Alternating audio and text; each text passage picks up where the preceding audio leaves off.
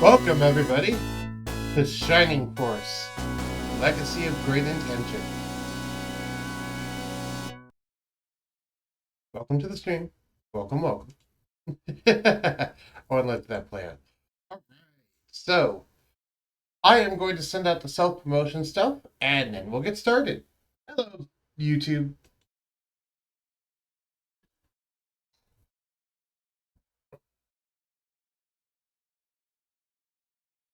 Let me put out the self-promotion.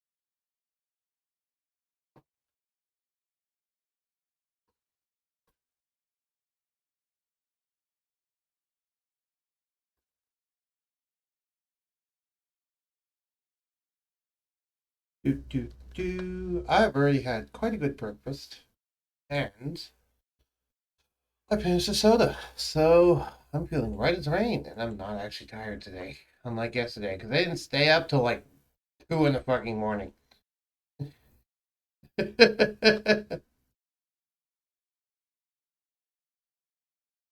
To be fair, I was doing it to help with D&D.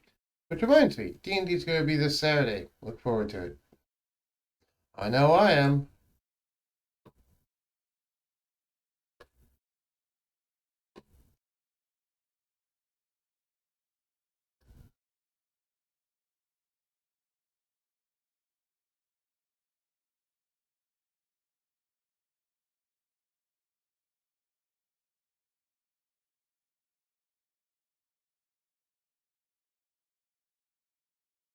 You okay?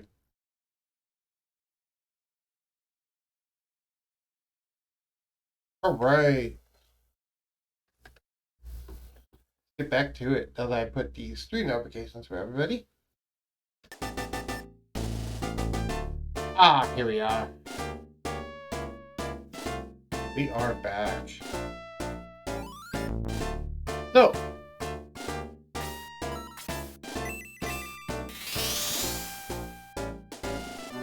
last time we defeated General Elliot. There's this area that we can go to up here. Or there's this town down here that we can go to as well. And I'm going to go ahead and say, you don't want to go up there yet. You want to go down here. Because remember that traveling town?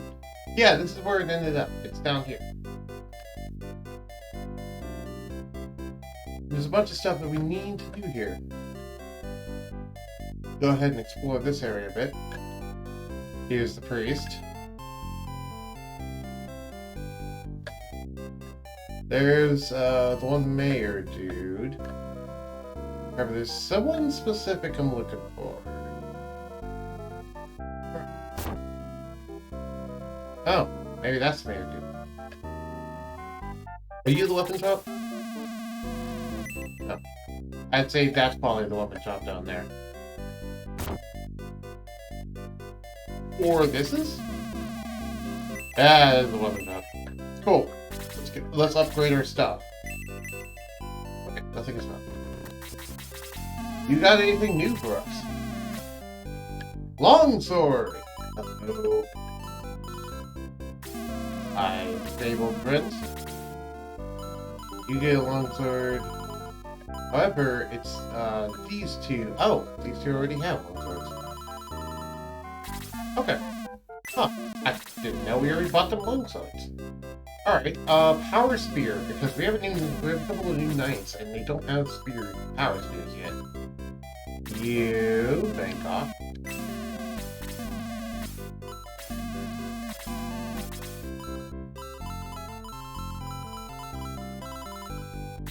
There we go. Oh, wait, yeah, the flying dude doesn't have power sphere either. Got that. Yeah, you get one. And you know what? While we're here, what's your levels?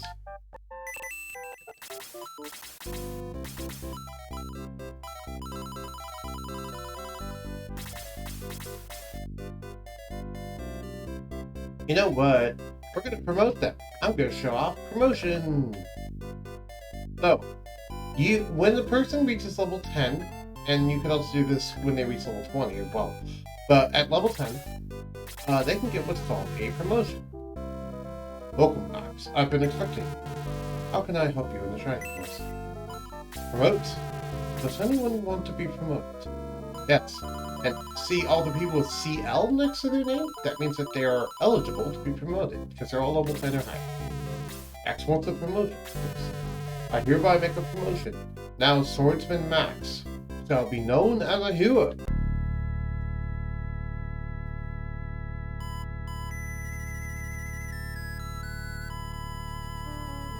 Also, I just noticed, why is my picture in the top left? Be down here.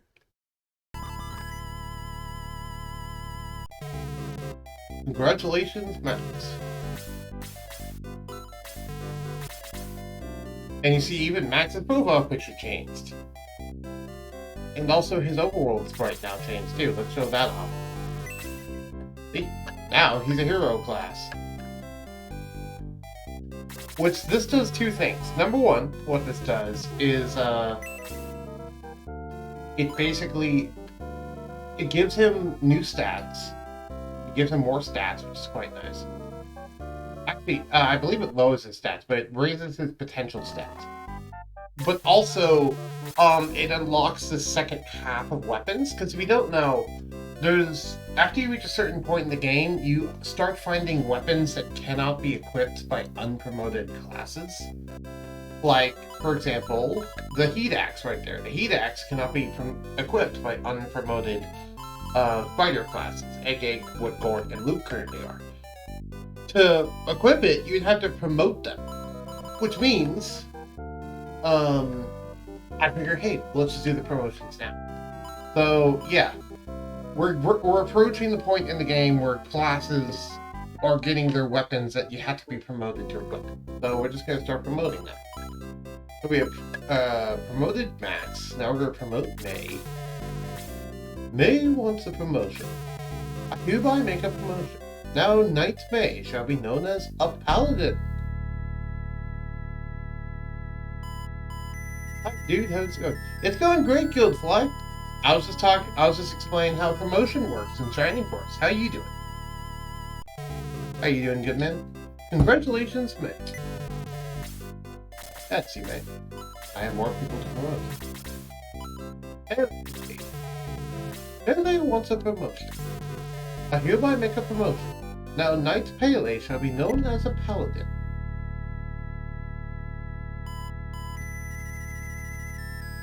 So yeah, once you reach level 10 or higher, you can promote your units. The highest you can get unpromoted is level 20, and it doesn't make too much of a difference other than just, oh hey, you know, more stats. But really, it's not that much more stats, and it's only more stats if you compare the level 99 versions of promoted units to level 10 promotion and level 20 promotion, and even then, it's like, you're never getting promoted units to level 99 in any normal gameplay. It's totally not required. Yeah, what's this you playing today?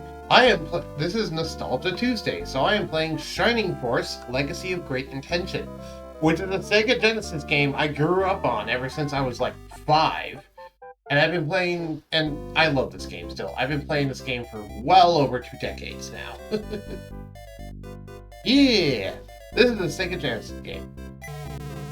Also, one of my favorites. Ken wants a promotion. I hereby make a promotion. Now Knight Ken shall be known as a Paladin.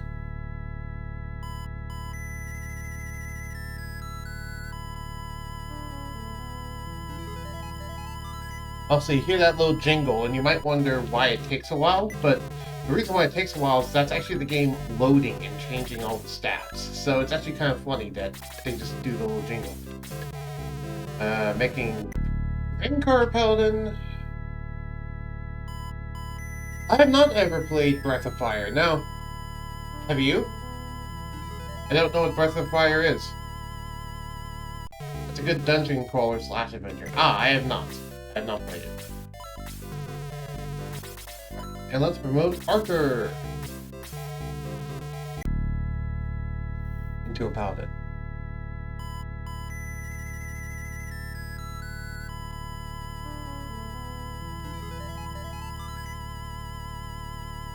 I love old games like that. Yeah, I can see why. Have you ever played Gunstar Heroes? That's one I quite enjoy. Court wants a promotion. I hereby make a promotion. Now Warrior Court shall be known as a gladiator. Yeah, Gunstar Heroes is very fun. Rocket Knight. Do you know Rocket Knight?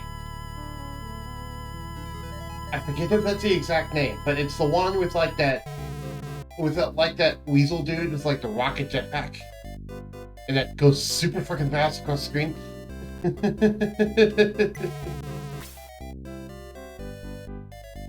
Zelda's fun. I usually played a lot of Sega Genesis games as a kid, not as much Nintendo games.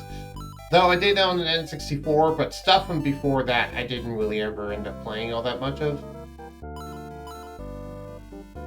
Luke, promoting from a warrior to a gladiator.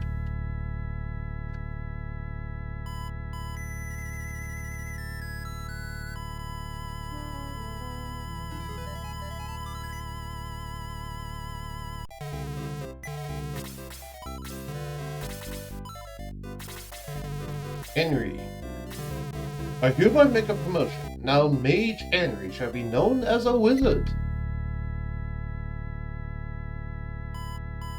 They were limited to 4 letters. They had to make do with names, but that's...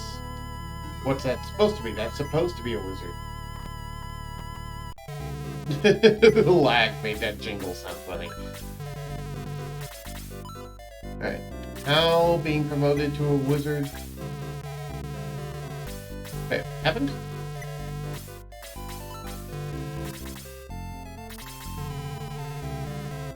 Oh! Town needs to be revived before being promoted. Whoops, I forgot they were dead. I really want to save PP and give me a Game Boy Advance SP purely to play Breath of the Wild on. Breath of Fire on it. Yeah. You might be able to find stuff like you can emulate on like Steam or whatever if you buy official versions. I don't know if there is an official version of that game you can buy, but I'm playing this on the Sega Genesis Master Collection / Mega Drive Collection on Steam. You can buy this game on Steam for like $1. If you want to try Shining Force on your channel and live stream it, you can buy it for $1 on Steam. I am not joking. It's literally 99 cents on Steam. If you want to try out Shining Force for yourself, it's honestly worth the price, in my opinion. It would be worth $10, in my opinion. It's a good game. Yeah. Well, because I know you like looking for stream content, so like stream and stuff. And this could be a thing that you could stream. I don't know. Now Toe will get a promotion from Mage to Wizard. Now that they're alive again. Desert Strike and Sonic. Yeah. Sonic, they also have a lot of Sonic titles, because I know they have Sonic 1, Sonic 2, and Sonic 3 as part of this collection. And then I know separately on Steam, you can also buy Sonic CD.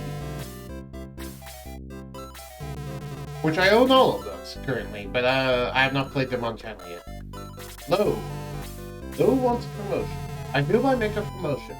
Now, Healer Low shall be known as a Vicar. It's literally called a Vicar.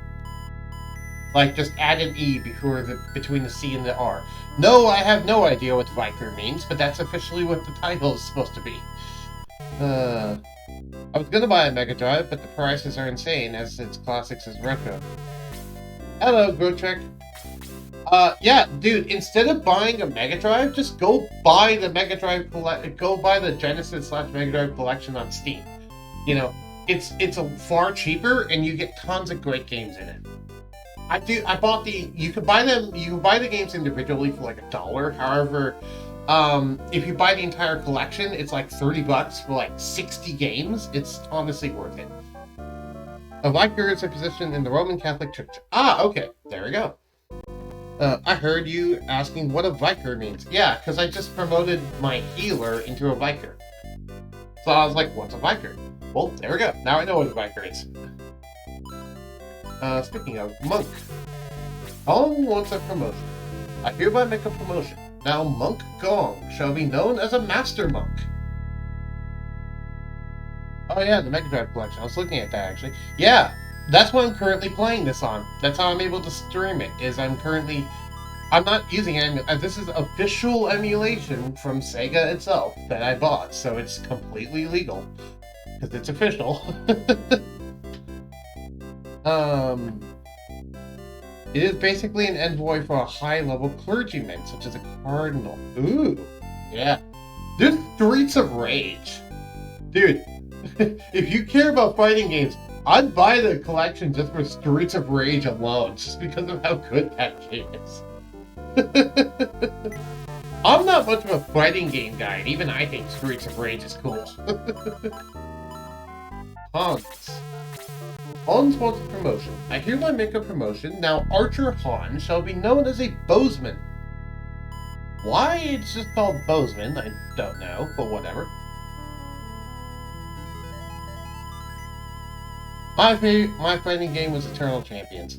My fighting game was Soul Calibur 2. That was, for me, the big fighting game of when I was younger. Yep. Hans is now a bowmaster. I mean, I guess, yeah, he'd be master of bows at this point, but... Oh. Almond wants a promotion. I hereby make a promotion. Now, Birdman Almond shall be known as a Sky Warrior. At least that one makes more sense. Though the Y and the W are flipped, for some reason.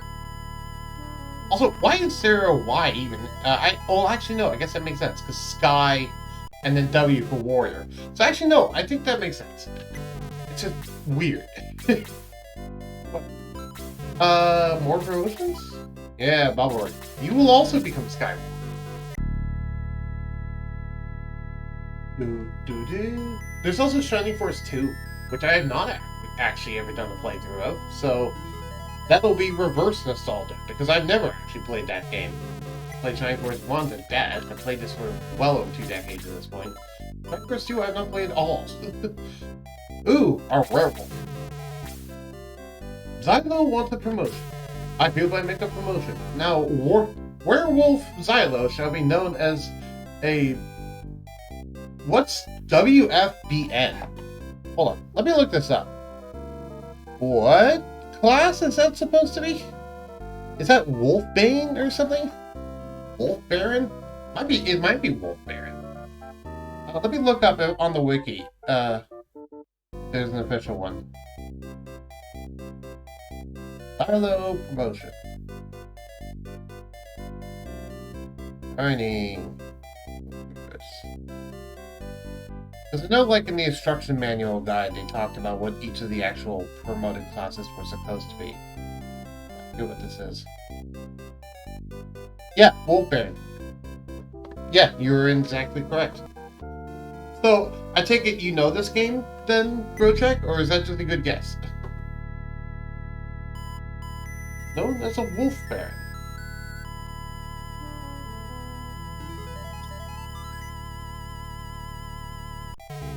Oh, wait, that might be a dumb question if I remember who you are. Yeah, I think that was a dumb question. I'm sorry. Also, don't bother to promote Jogurt because it doesn't do anything. He just goes from yogurt to yogurt. So it literally does nothing. It's just a joke because Jogurt is a joke character.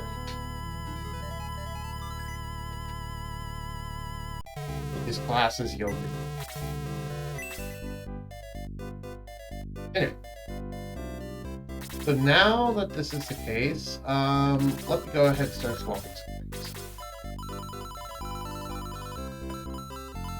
First off, we'll swap the heat axe over to...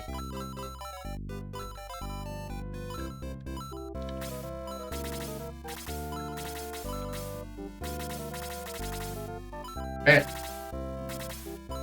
Last promotion title is Bowmaster. This is an FYI. Yes, I mentioned that.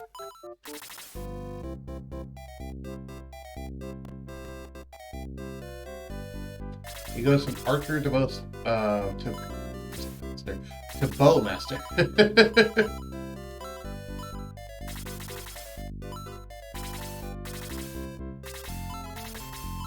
Goes from archer to boastmaster. No.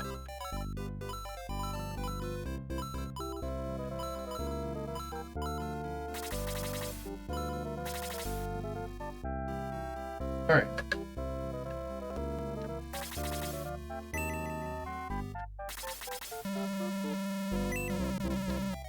Ooh! I know who that big chunk of iron is, but let me go sell my weapon first. Did you get your seafood today? Oh, I have not gotten the flying dude yet, no. I was going to do that. I'm currently just taking care of weapons, because I got some recruits last time in the other city, like the flying dude and the other knight. But I didn't get them good equipment yet, because obviously the town had already left by that point, so... And I don't need that dressing. Sell the middle axe, because I don't need that either.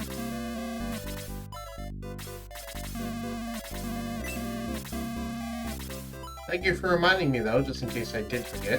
I did not, but thank you for reminding me nonetheless.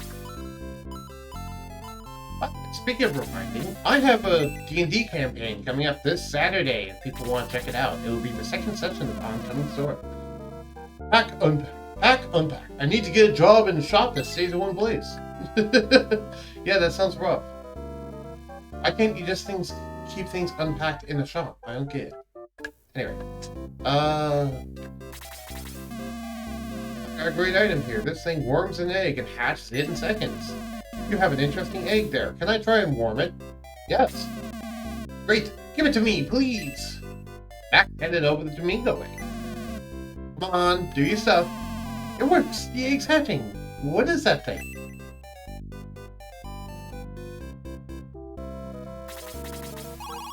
Thing indeed. How rude. I'm Domingo, at your service. Welcome to the strongest unit in the game. And I'm not kidding. I'll be at headquarters. Thanks for hatching me. So, it may not look it, but that's a spellcaster. A flying spellcaster. Which is very useful, and it's a tanky flying spellcaster. You just found one of the strongest hidden characters in the game. Yep. Oh, speaking of hidden characters in the game, hi Gunts! What are you doing here? Hey, it's good to see you again. It's me, Gunts, from Window. Look at this steam suit. Look at these moves. The old dock finally got it working. Gunts joins the training force. I'll be at headquarters. So yeah, now we have guns. Also, I'm going to reinstate my rules again, just because I feel like it. We discovered... Oh, Elven Arrow. That's really nice. The only other hidden character who comes close to Domingo's to usability is the... Yeah, in Chapter 7, and who's literally, like, the most obscure character in the game, arguably. Oh, and a steel sword. Ooh. Elven Arrow. Hans, where are you?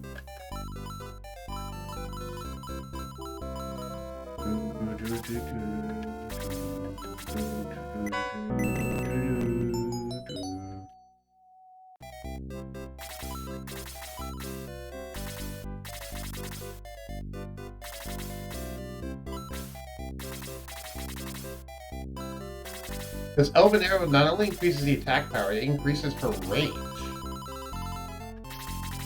And there we go. This strength is undeniable. Oh yeah, I agree.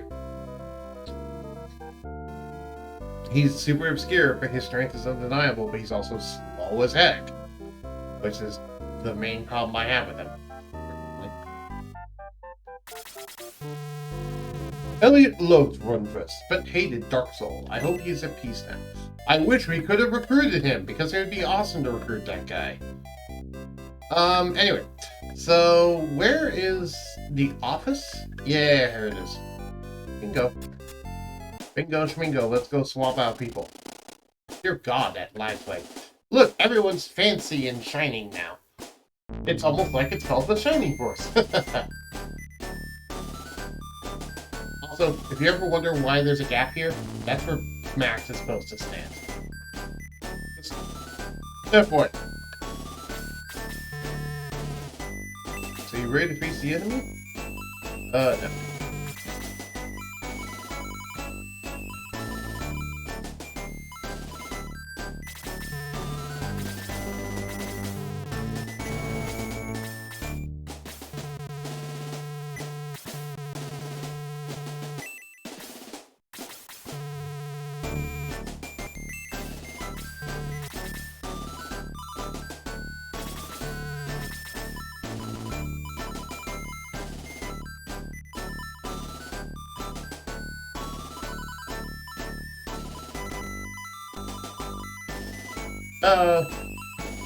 Sorry, Pele. I don't want Pele there.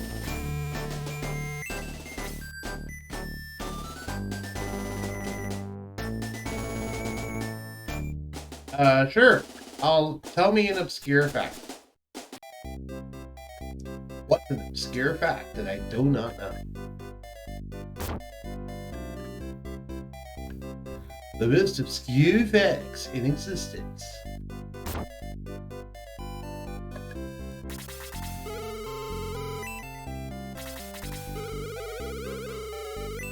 I completely skipped her dialogue. I am sorry. I did not mean to do that. Are there any other characters in here? I forget.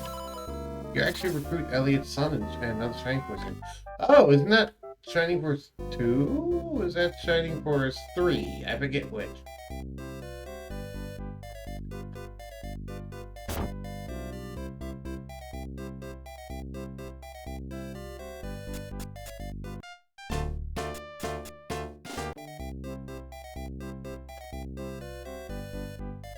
Shining Force Final Conflict called Gaiden 3.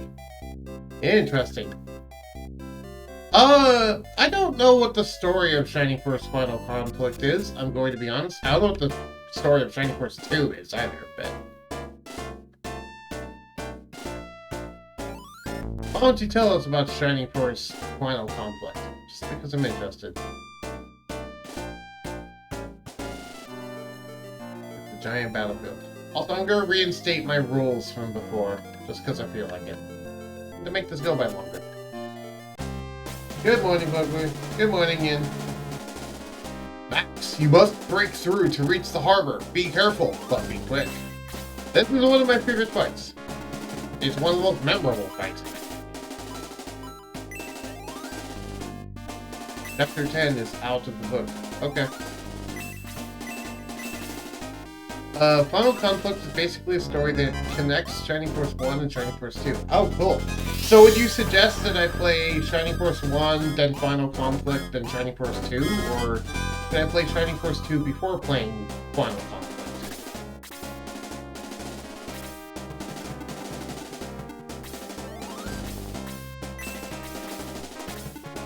What's your suggestion?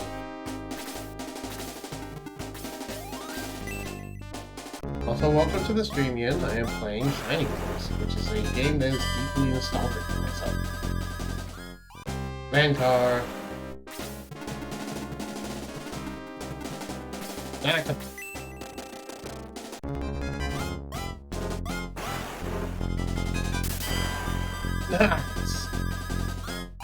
You can play Shining Force 2 first, and then all the Easter eggs in Shining Force Final Conflict will stand out for you. Okay, but is that what you recommend, is what I was asking.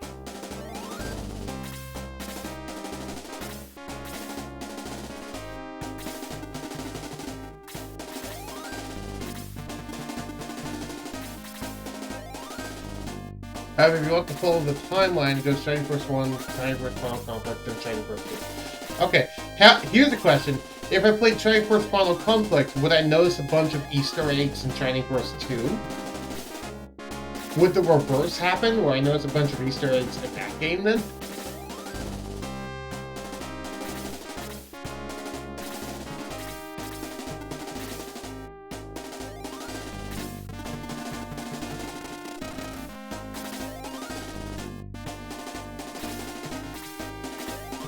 If you play Shiny Force Final Conflict, the Easter eggs would appear in Shiny Force 2.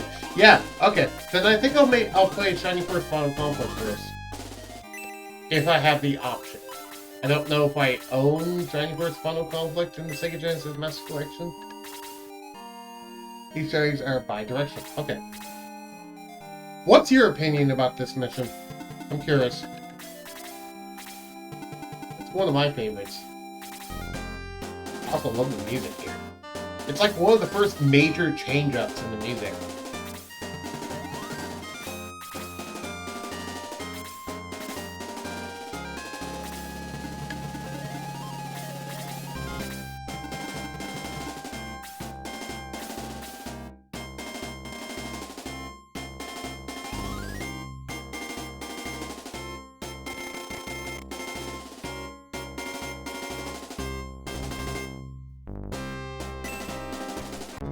Final Conflict is a Game Gear only game that was not officially released outside of Japan. However, there is a fan translated ROM available online. Ah, so I'd have to use okay, I'd have to use translation software, and I'd also have to use a quote-unquote non-official copy. Okay, just making sure.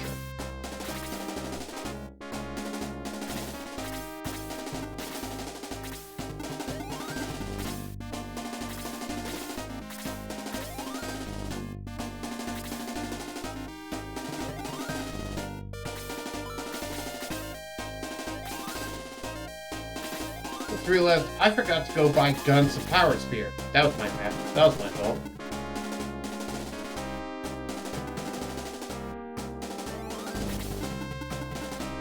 You know what? If I'm reinstating my rules...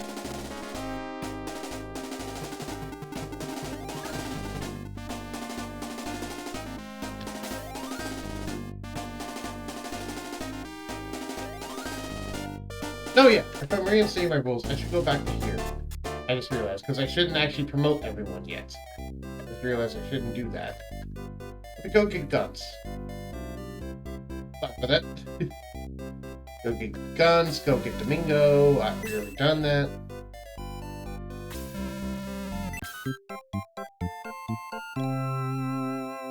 Are you going to find the Easter egg in that battle? What Easter egg? What Easter egg is in that battle? I was not aware of one. I probably will if you tell me where it is.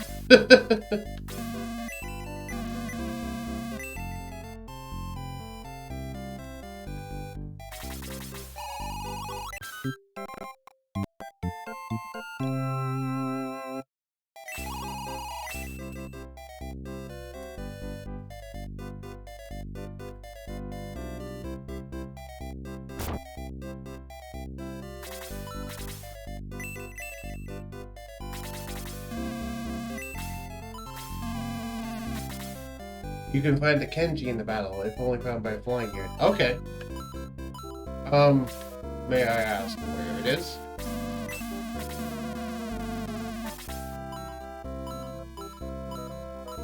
I'm sure you'll tell me when the actual thing happens, but I just...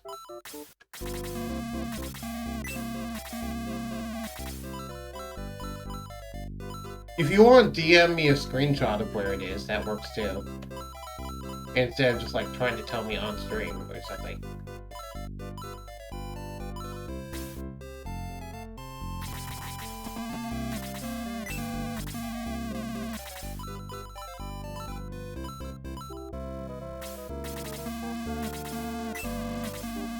Bottom right corner of 3 bushes are vertically, such as the bottom bush. Ah, okay.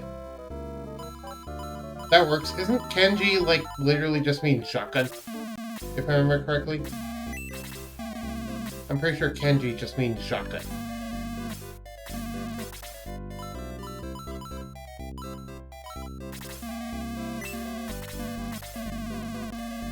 Which makes it weird to find in this game, and also it's unusable, but... It means public prosecutor. Oh, okay. I thought it meant shotgun.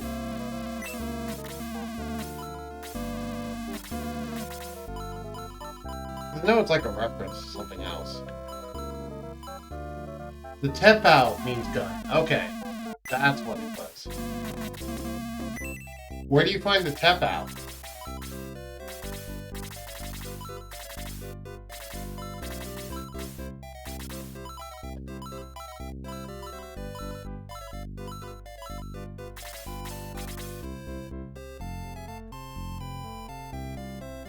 The tepao is in the second ship battle.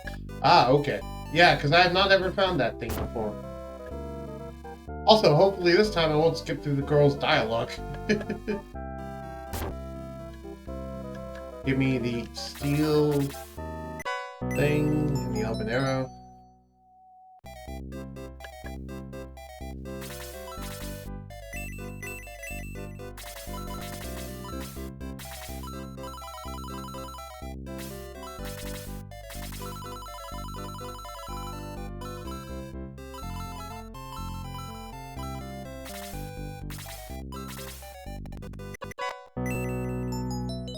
There's a moonstone in the first ship out. Ah, it's not... Wait, is there another use for a moonstone? Like, at all?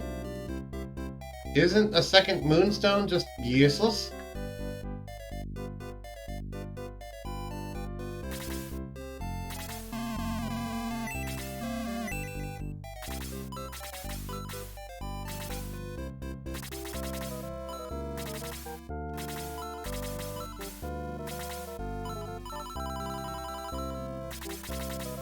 And yeah, that's a piece of promoted gear that we cannot equip yet. You can never sell the second moonstone, unlike Kenji. Aw, boo.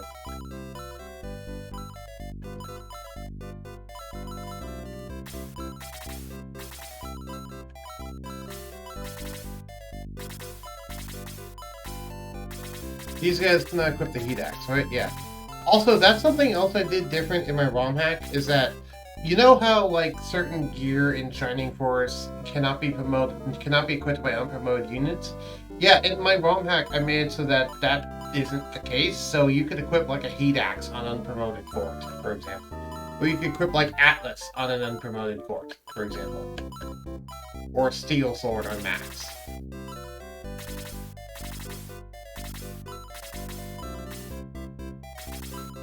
Just DM you. Okay.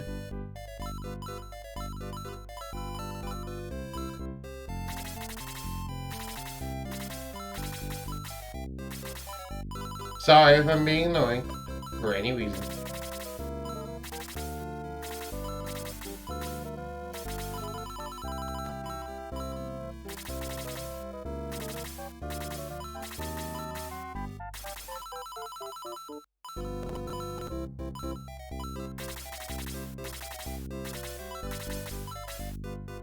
Basically, all characters can equip their weapons.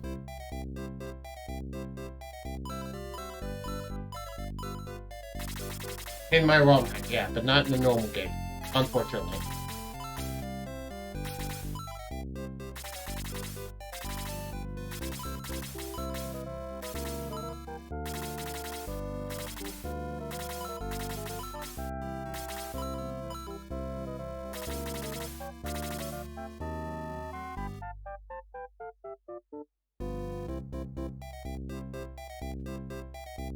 F5, 6.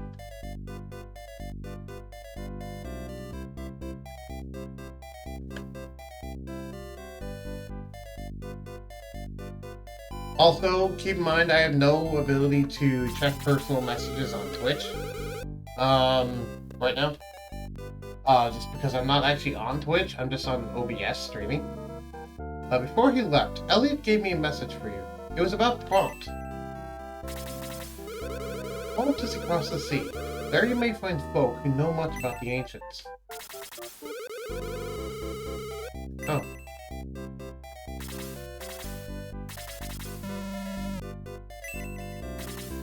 Touch. Very odd equipment. Touch. I'm touching your stuff. I can help you find Kenji when you enter the battle. Yeah.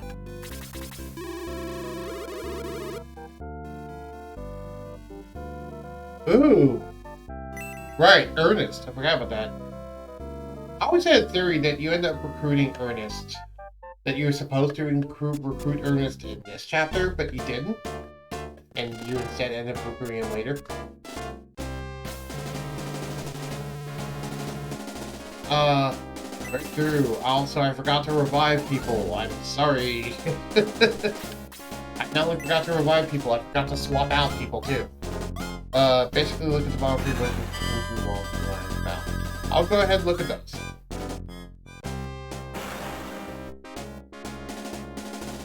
What's a good turn?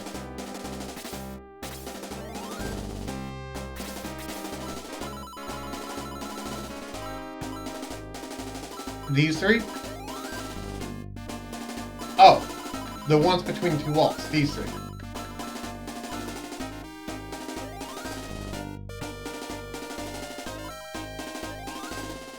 So it's the middle one?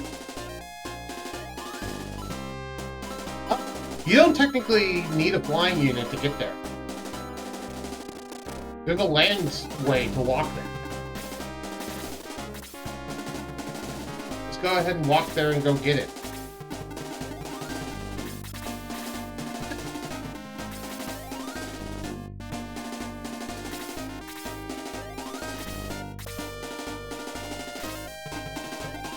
True, it takes a lot longer for land units. Yeah, but I'm egressing out of this battle anyway, so I might as well just send my units to go get that, because I forgot to revive people, so I have to egress out anyway.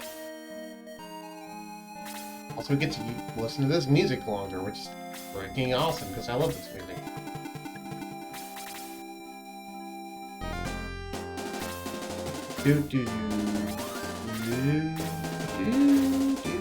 I wish they used this music more in the game. And I wish they changed this battle music.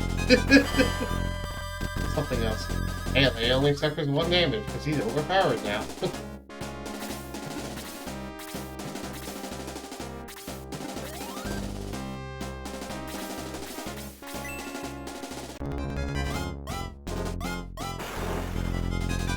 I thought you meant it's like the middle bush in 3, as in like, oh, and there's another reason why we have to leave the battle.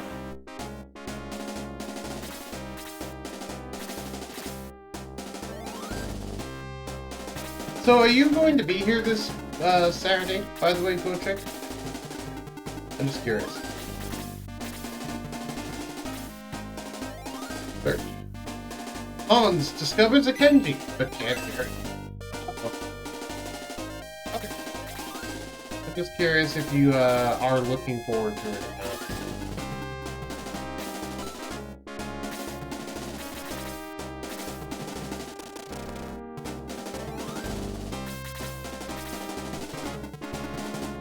You have space. No. Dump something. We found Kenji. So the Kenji is that thing. It's just a dude. A public prosecutor.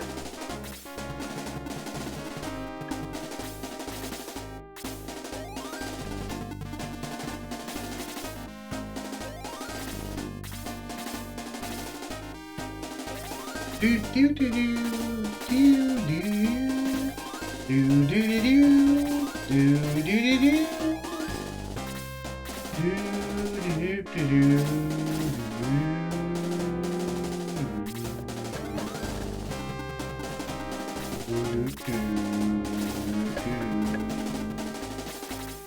To get to Max's turn, then I'll egress out.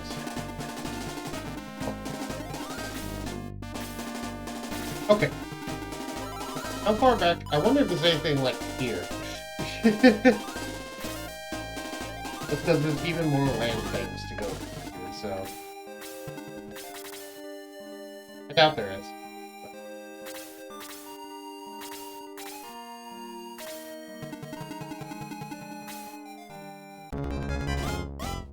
This is nice. Ow. 1 damage. It is Mr. Kenji Orimo who helped write the script. That is the Easter egg. However, in Japanese, Kenji stands for public prosecutor. Ah, okay. So it's a dude who helped with the game. Got it.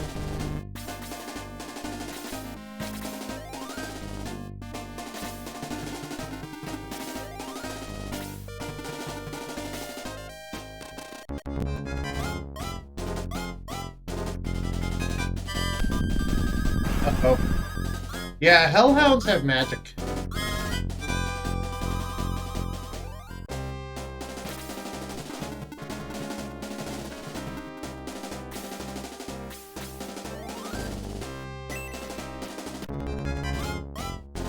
It is an Easter egg. Doesn't do anything. However, it can be sold if you want to. Yeah, I kind of wish it did something, or like did a secret message of like, for a secret message like, what is this used for, or something. I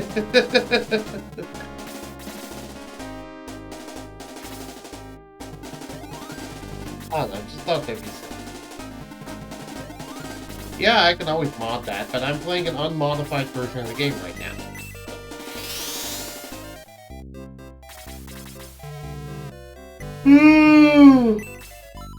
I'd probably put something like that in my mod. But I'm not playing the mod right now, so I can't do that. Oh boy. I fought a tonberry for the first time. Neat! I don't know what a tonberry is.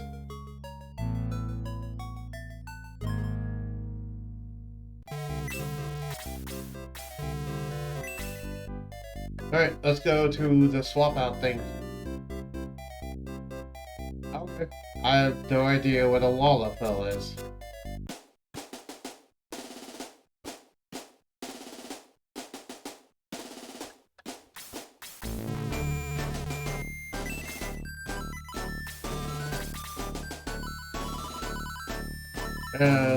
Bingo. Sure. Swap out pawns. Guts. Oh dear God, that's a bit of text. Blah blah.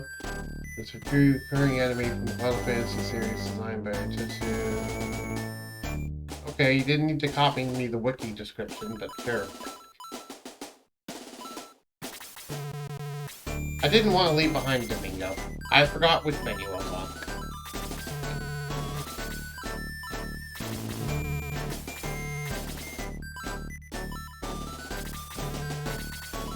Any other 13s? Yes. There is. Tao. You're also 13.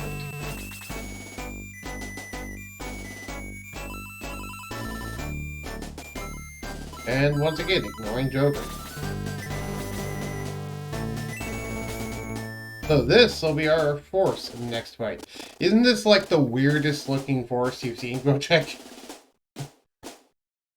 That sounds like Toasty in MK. Yeah.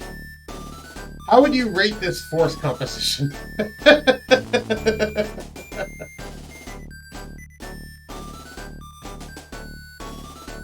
Yeah.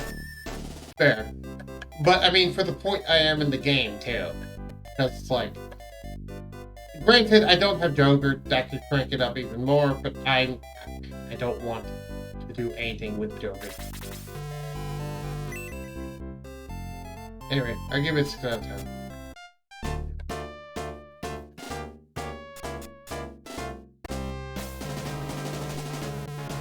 Alright. Smack him.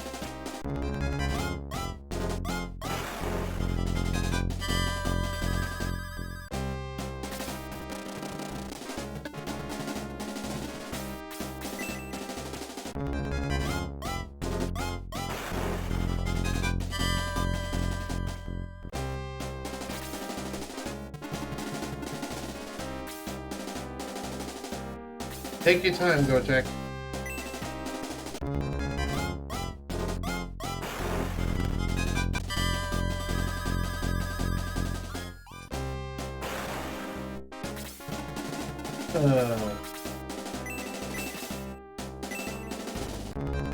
Yeah, this game's like $1 on Steam. Go buy it.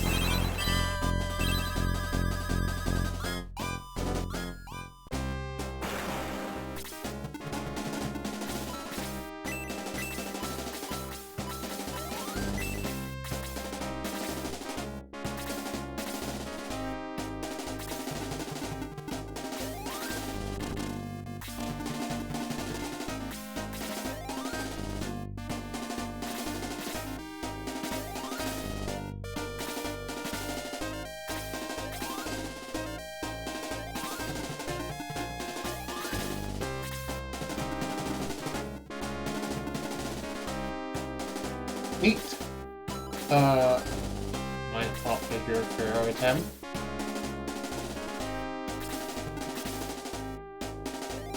And Pharaoh 10 is cool. From Yugioh. How much was it?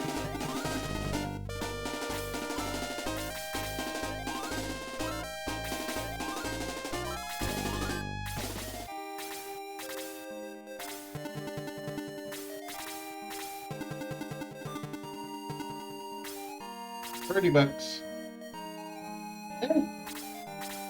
That seems a bit expensive to me. That's not... I wouldn't pay that much for a Funko Pop, personally. It feels like $10, maybe, but 30? Yeah... I've had better things I could spend $30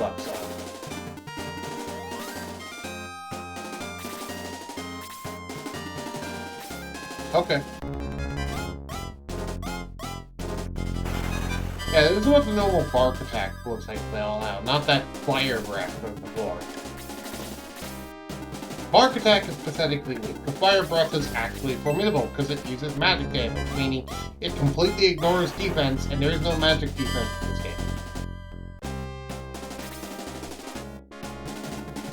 Neat.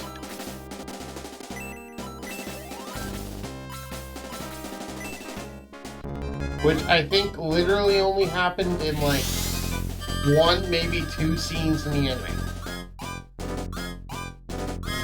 And 1 from the movie. Which, if I had to guess, is probably more based on the movie one.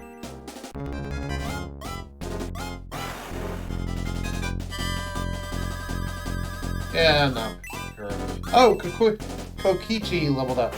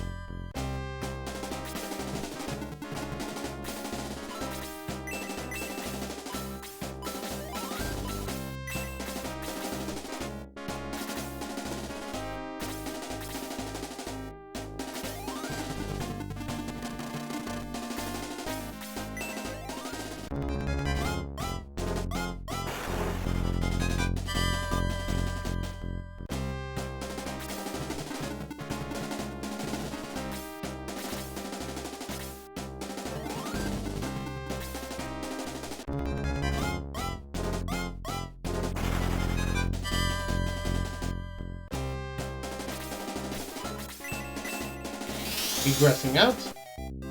Also have Yami Bakura. Yep. I'm not a super big fan of Yami Bakura myself. For obvious reasons. Looking at you, Zark. Yep, we are back here again.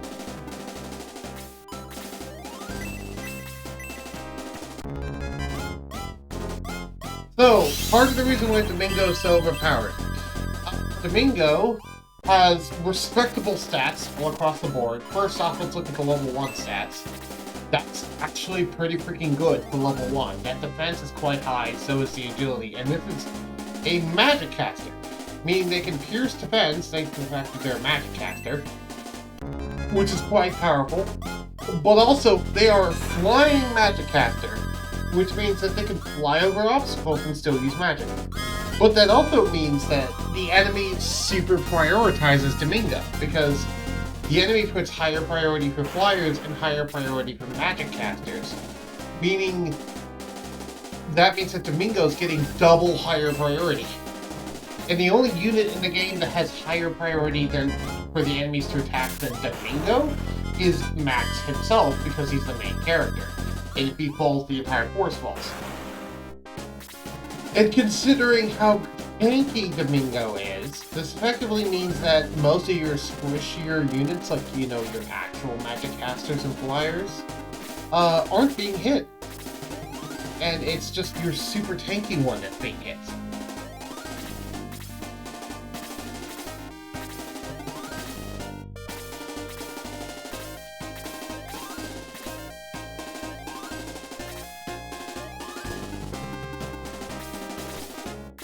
Welcome back, Wojciech.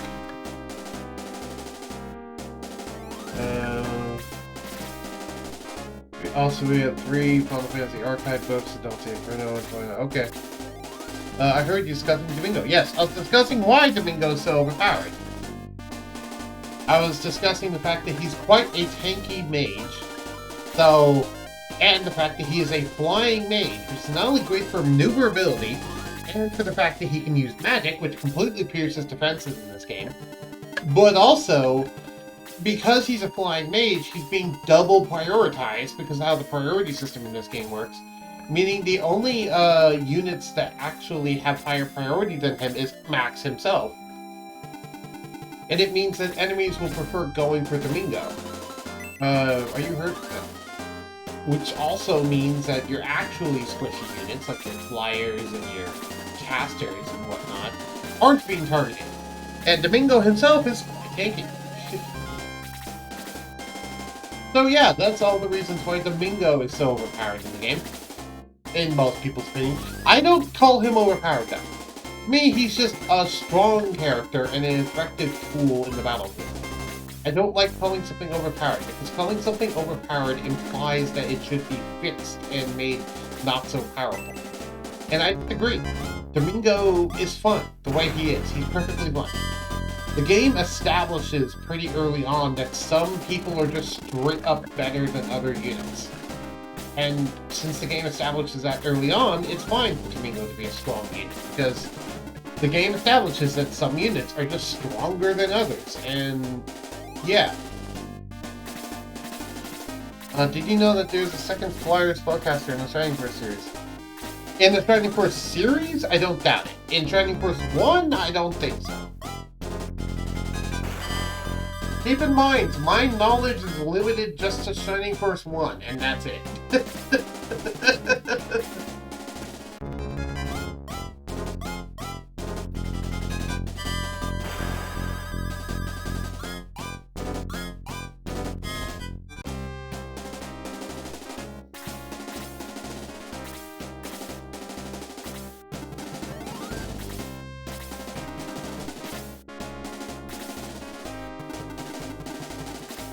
Ugh.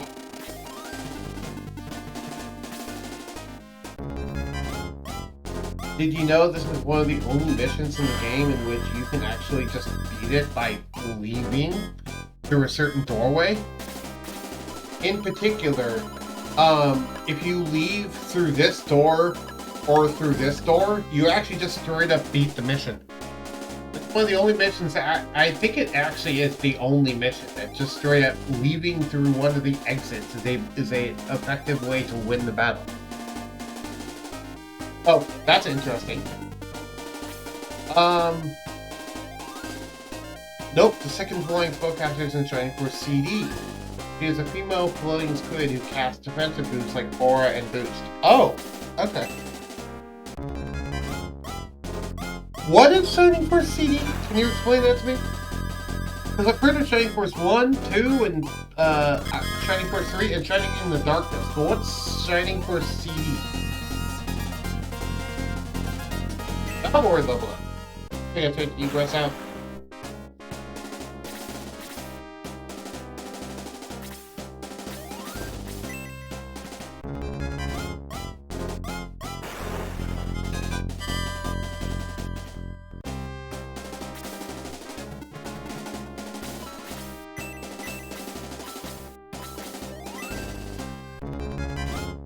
Ew.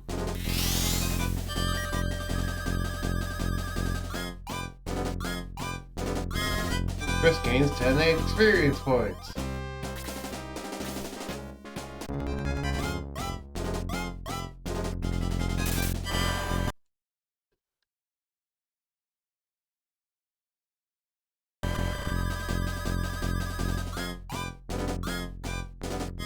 A stunning attack of 11 damage.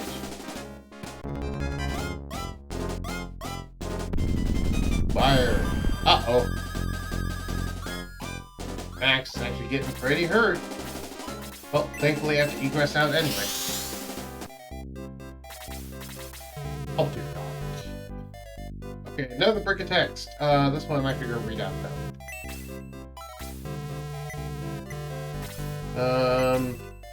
Shining Force CD is a Sega CD game in the Shining Force series. It follows Henry and the rest of the Guardianians.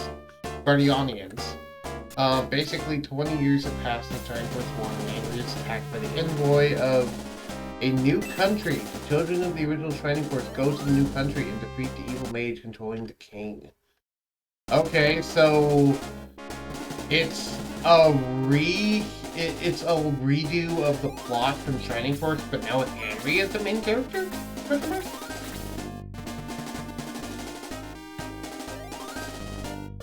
Also, I meant to use freeze with Domingo there, and I completely blanked and didn't do it.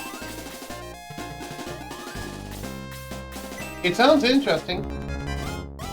Is it connected at all to Final Conflict? Or is it not?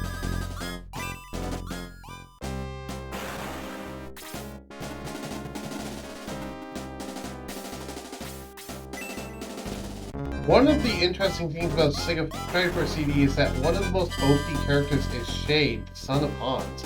Oh, cool! Well, nice to see Hans get some respect, because he was always one of the most neat characters in the original game, in my opinion, just in terms of using him on the battlefield. Because I really like archers.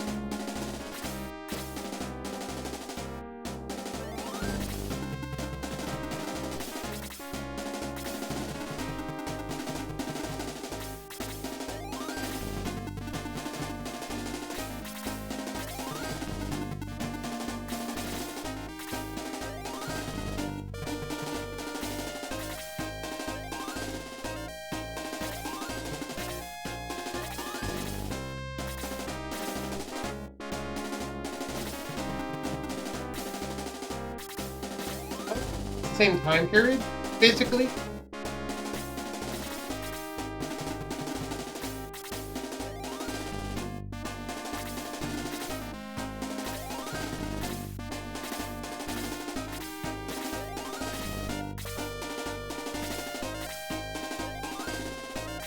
They take place at the same time, basically. Is what I'm gathering.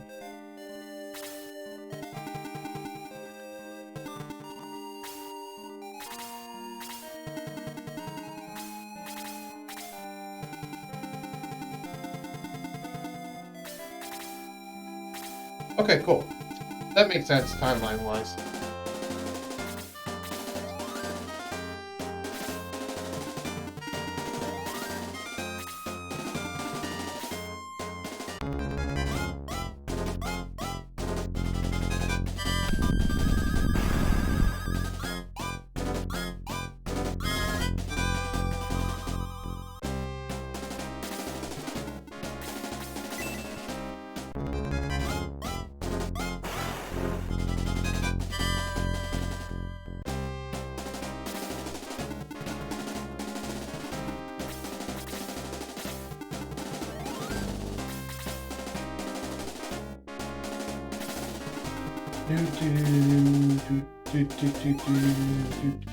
I've not been able to work on the ROM hack at all, by the way. Mainly just because I've been super busy preparing for D&D. So I have not had time or focus to be able to do that. I will get back to working on the ROM hack after this Saturday is a thing, and that's over and done with. In Shining Force CD, you follow the children of Ken, Hans, and Luke in Shining Force Final Conflict to meet a family member of both Elliot and Max. All these children are about the same age, so they likely happen at just about the same time, plus or minus a couple of years. Okay.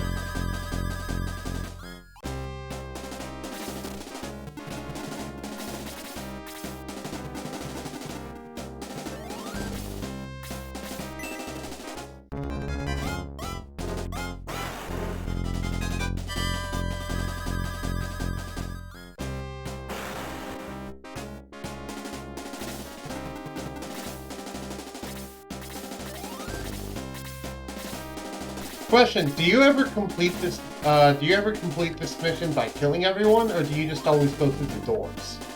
I'm curious.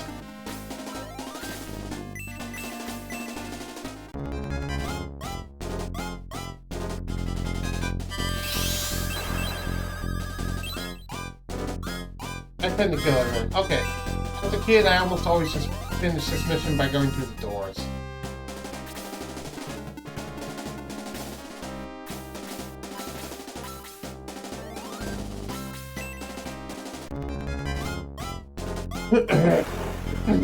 In specific, what I'd usually do as a kid, is if I actually get hurt,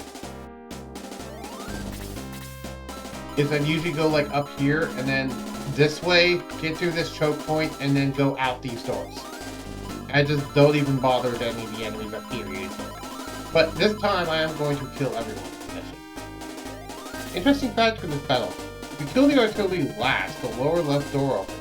Kill the Helltown last, the top door opens. Interesting. I wonder why that is.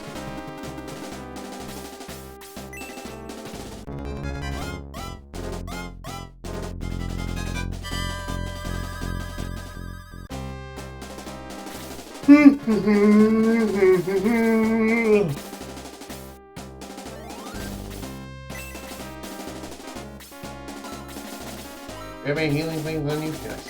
Heal. Also, the artillery and the Hellhound are co-bosses. Ah, okay. I did not know co-bosses were a thing in China first.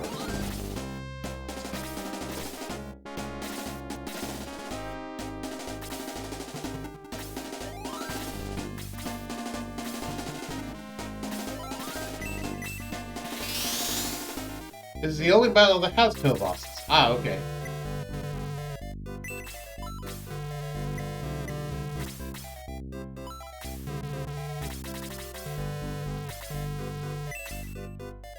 So, fun fact, you can even just leave through the left.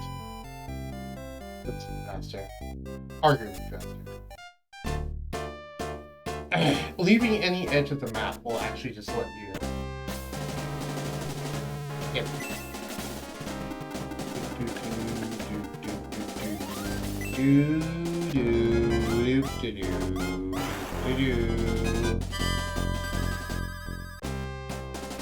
I would love to figure out how they code it so it could be included in other battles. That'd be nice. I have no idea how they did that, but it'd be nice. You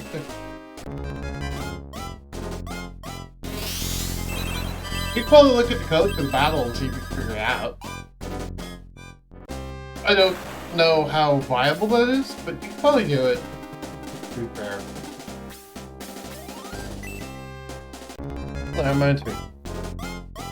I should pull up that dude's stream on my tablet, so I'm ghosting in his stream while watching this one.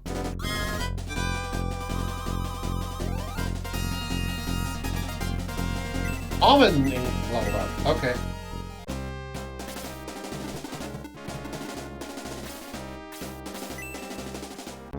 Extended range.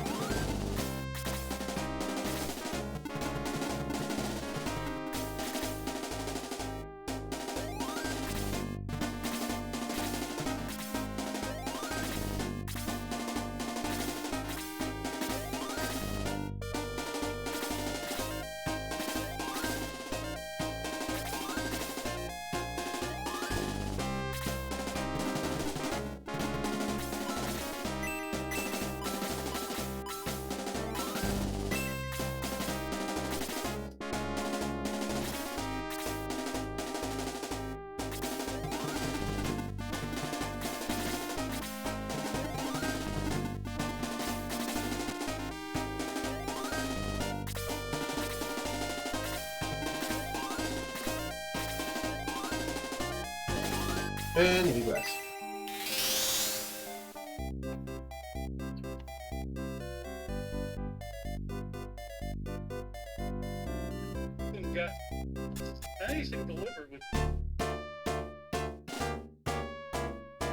Nope.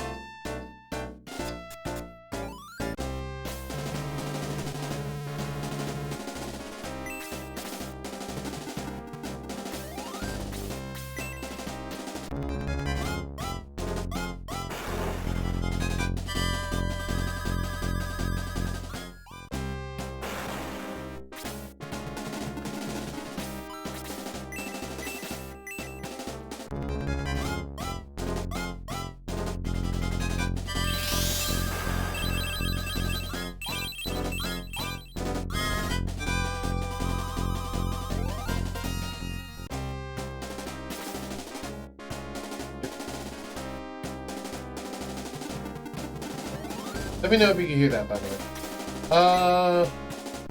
Interesting fact, in Giant Force CD, Gaiden 1, Domingo makes an appearance as a hidden character. When you find him, he is only level 3, but he knows Blaze 3 and Freeze 3. Eventually, Domingo learns Freeze 4, Bolt 3, and Diesel 2. Unfortunately, he loses his tank danger. Aww.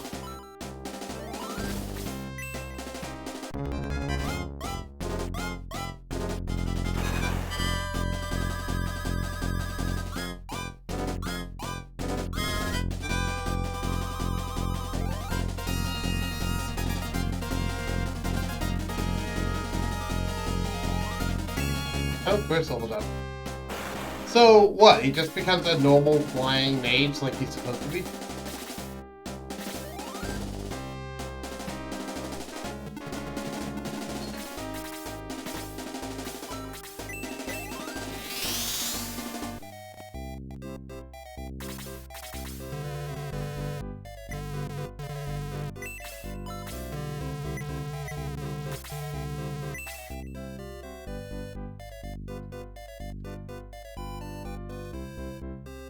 How cool would it be if Domingo in this game had that spell set?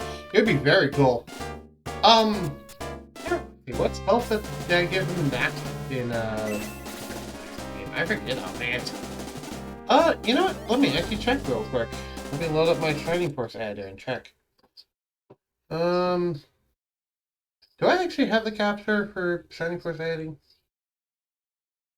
Not on here.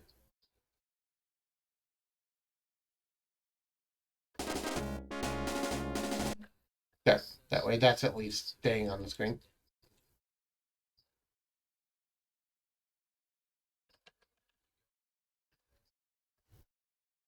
Shining Force editor. Where is that thing? There we go. Now it's gonna show up. Don't show up on top of everything. Uh, Show up on top of the game capture. There you go. Alright, let me load this up because I want to check this thing. Did you... heck. Oh, wait. Do I not have the tools here? No, because I have Fusion now. Okay, for that, I had to go here. I need to copy the SF1 in. Not think about it. ROMs, gens, SF1 edit. Open Bugboy bin. Bingo, here we go. So, and go ahead and make that bigger.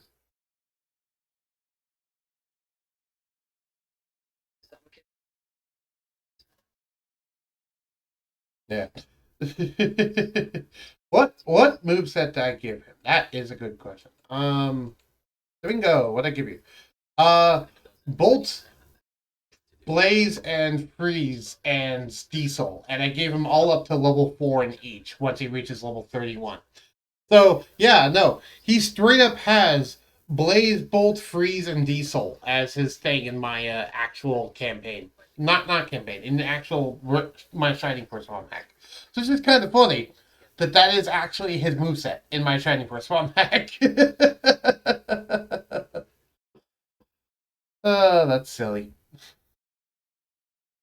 Okay. I was just checking. Yes, hold on, wait. Great minds think alike. Because it's like, oh hey, what's he good for? Damaging. Let's just make him a full damage character. Just have every single magic type. Let's go.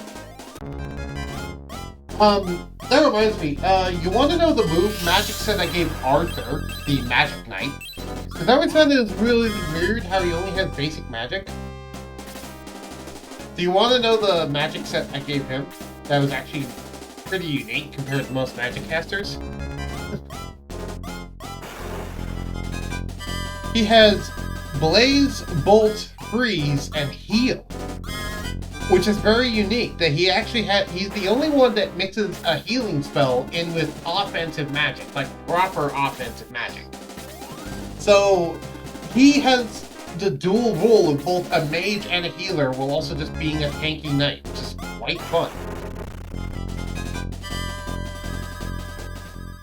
Yeah, I know. I helped you keep hooked around. I know. It's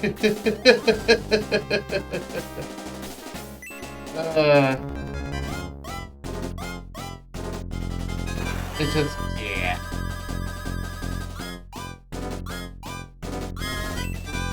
Age level 13. Still, it's very handy. Yep, definitely.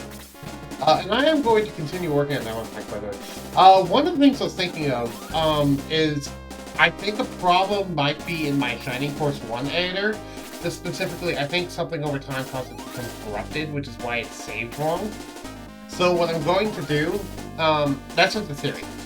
What I'm going to do is I'm going to re-download Shining Force 1 editor and make a clean install of it, and then just run my ROM hacking through that. However, again, as I said, I can't do that until I finish Session 2, because I'm super swamped with D&D stuff right now. As I'm trying to help everyone prepare for the future, and I'm trying to prepare for the future. Because, you know, I want to prepare for Session 2. I want to actually get some scenarios set up. It makes Arthur so much more useful. I agree. It actually makes him, you know, unique instead of just a gimmick.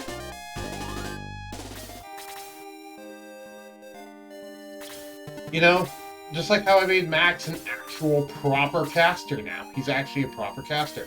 And I also took ideas from that one game and gave Max bolts. And I know there's one game in which Max has bolts. I don't remember which one. I think we talked about that. I think you didn't expand the ROM size, so you truncated the ROM hack. Yeah, though... Yeah. I also have a theory that it's not just that, though. I think it's also that my Shining Force 1 editor was just corrupted. And I just say that because it's been on a removable hard drive for a long time, and that removable hard drive's been with me for like 5 years, so I don't fully trust all the data on it to be intact.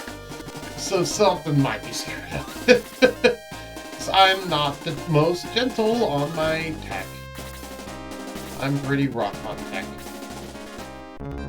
Partly due to my anger issues that I sometimes have. That's a completely side story. In Triforce 3, which has Max learn to Bolt 3, yeah. I knew in one of the games he learned Bolt.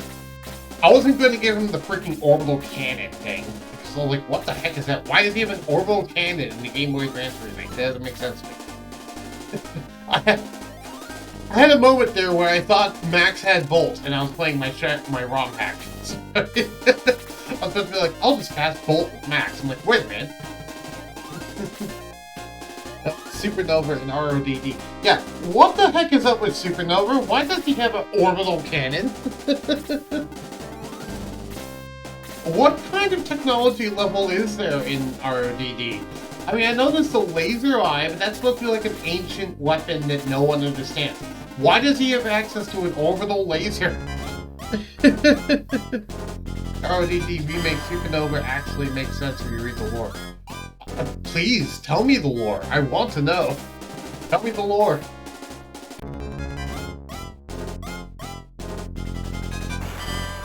Well, let's talk about this. I got time anyway. 4.5 hours of stream to fill. Let's crack it down. Man, that sounded long. Basically, RODD is ancient. He was a child when the ancients defeated Dark Dragon. Wait. RODD.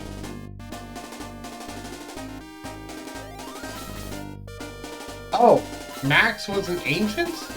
Oh. Wait, is that canon for Legacy of Great Intention as well?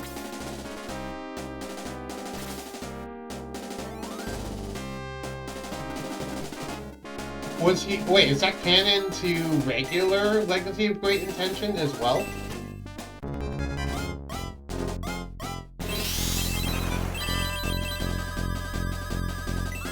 Yeah. Oh, okay. That's cool. That actually makes more sense now. Huh. That's neat. Now I just want there to be a version of Max that, like, just sees the laser eye and then converts it into a hand portable version, and then just suddenly, like, fires a laser gun for the rest of the game that just has the range and power of laser eye. That'd be cool.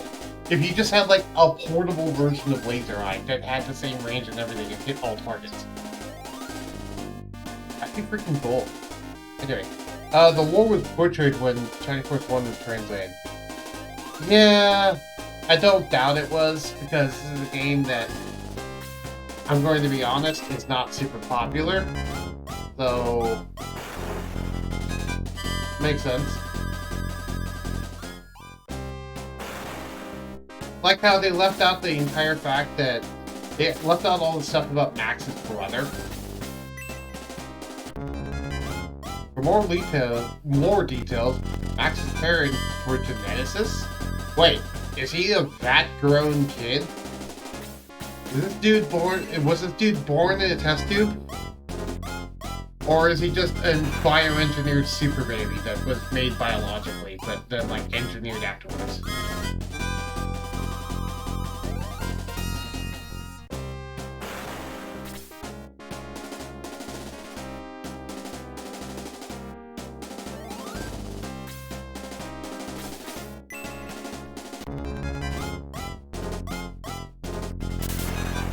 Give me time to tell you. Okay. I'm sorry. This stuff is super interesting to me. I'm finding out things about the game I never knew. That does make me look at Max in a different way now. Given how casual this game is about all the different races and, like, people being different, it doesn't surprise me that Max is just not a human.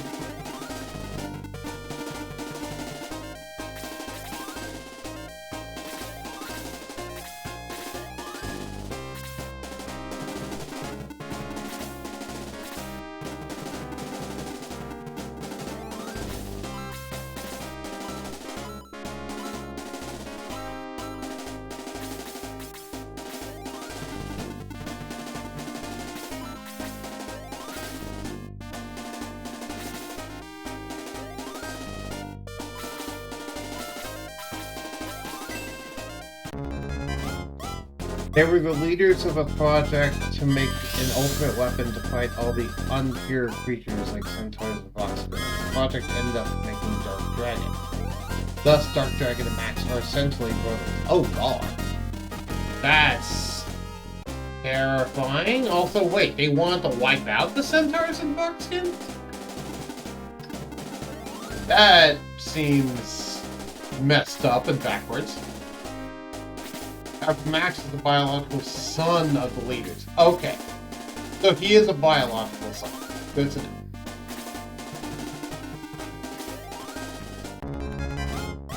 I'm gonna Max hurt. Grab it then.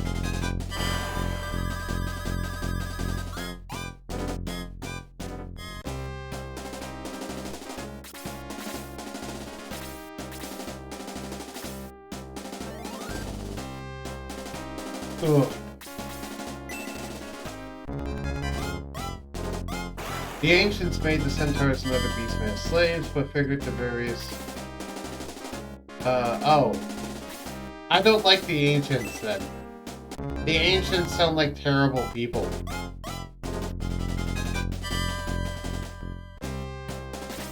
Is it weird that now that's making me think, Dark Souls might not have been that bad if you let an uprising?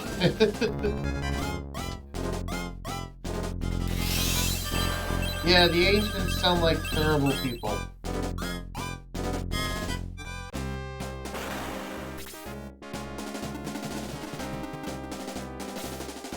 Thus, they want an ultimate weapon to keep their slaves under control. This is what made Dark Dragon. Okay.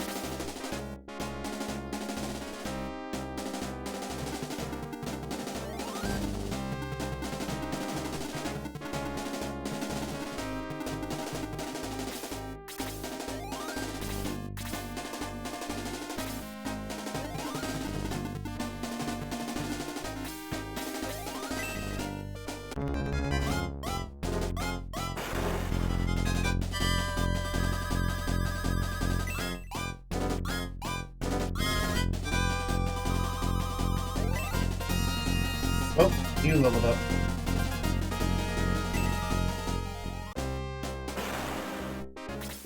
When Dark Dragon was... Hold on. Let me do this. When Dark Dragon was defeated, not killed, the leaders, Max's parents, feared that Dark Dragon would awaken, so they put Max and his biological brother in suspended animation with their 2 robot servants. Which, let me guess, is Chaos and the other dude? Which is the ones that we end up encountering in Shining Force 1. Hey! Thanks for the raid! Hello, everyone. My name is Bugboy1014, and welcome to the stream. We're playing Shining Force, Legacy of Great Intention on this Nostalgia Tuesday. Welcome, welcome, everybody!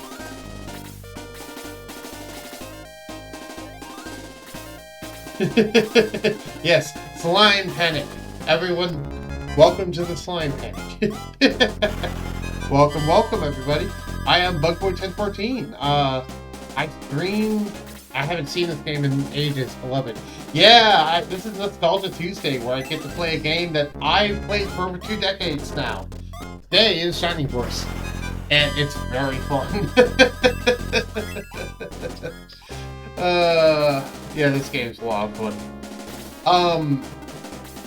Yeah. And also, if you want to watch this later, I'll be uploading this to YouTube on my YouTube channel, Bugboy1014 on YouTube. But yeah, thank you for joining me.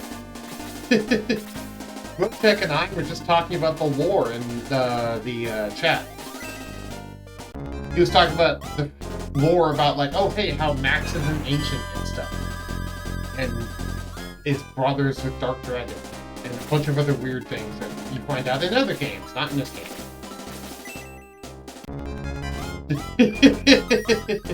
I hope you enjoy.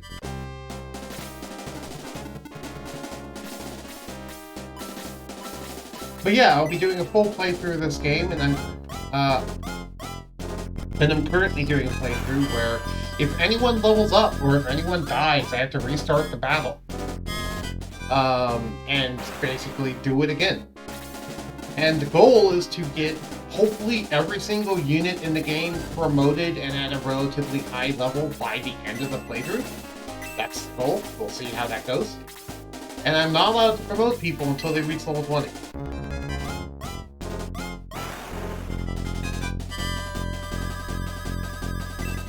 Alroy, level 13.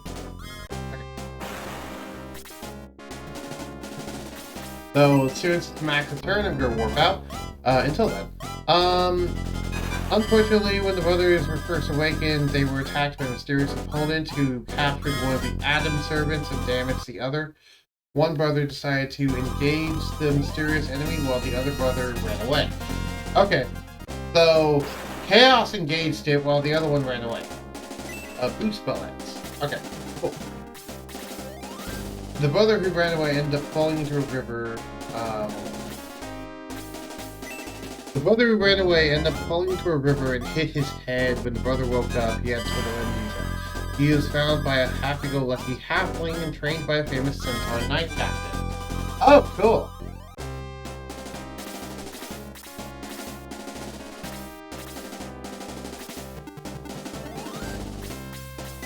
Can you become max of turn, please? If you don't know, by the way, the main character of Shining Force 1 is named Max. I know Rouge knows that, and most people probably do, but hey, the game never actually directly tells you. But yes, the main character's name is Max. By default. But you can name them whatever you want.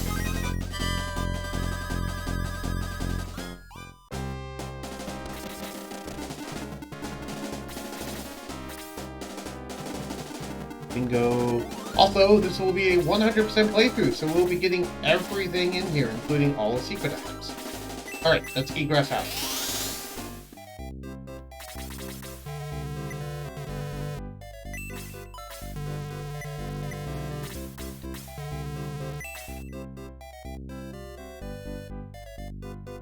Let's get back to the fight. We must break through the border. Yes, I'm aware. Bingo, freeze him.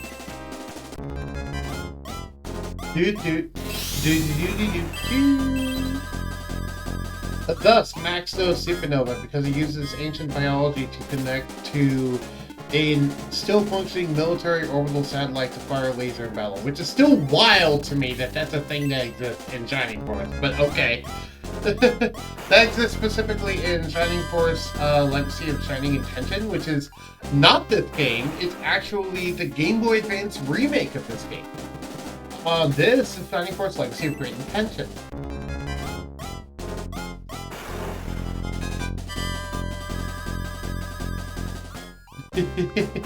I hope everyone enjoys. But yeah. This time I was actually here for the raid instead of last time where, oh hey, I was out on a lunch break when everyone raided. Think all the enemies you fight in Chapter 7 and 8 ask yourself, is this game just sword and sorcery? I mean, fair, but I always think, yeah, fair, now that I think about it. Because there is, like, laser cannons and mechanical creatures and all that jazz. So I guess, yeah, it's not just swords and sorcery. And we do have, like, mechanical suits, like guns, and flying machines, like Kokichi. So, yeah, I guess that makes sense. I just never thought of it that way. Also, we have literal robots later in the game. I don't know. By the way, I never knew that the Ancients were such terrible people. That's the biggest surprise to me. It's the fact that the Ancients were just such terrible people. G-Man and Kokichi are more steampunk than anything else. Yeah. There. So... Okay, now I have to ask, how does Dark Soul fit into all that? Also, how does Pain fit into all that, too? I have to ask those questions.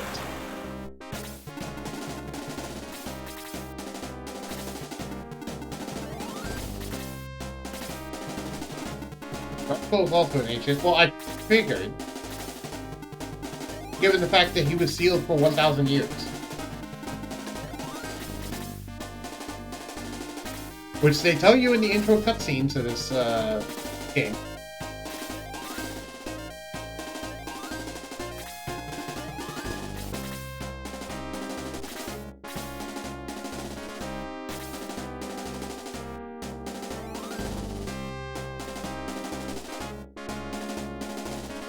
Cain is Max's brother. Cain was the only one who stayed behind to fight the mysterious enemy. And is the mysterious enemy Dark Soul? Is that the mysterious enemy?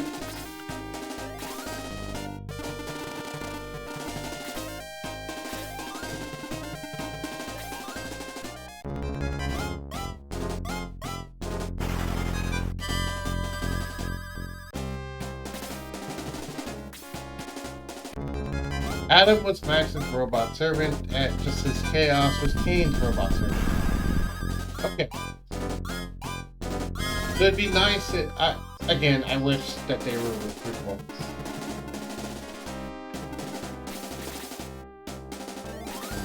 I know there's a ROM hack that's doing that, but I like to do it in a way that doesn't just, you know, replace characters.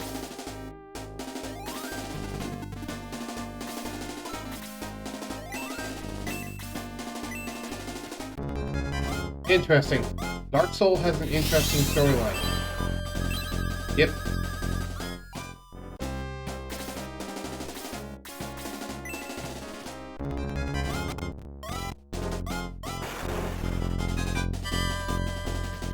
I'd like to hear about that interesting storyline as it'll help pass the time. Since... Also, by the way, I'm perfectly fine with lurkers. Lurkers are workers, after all. Feel free to lurk in the back of the stream if you want to. That's perfectly fine with me.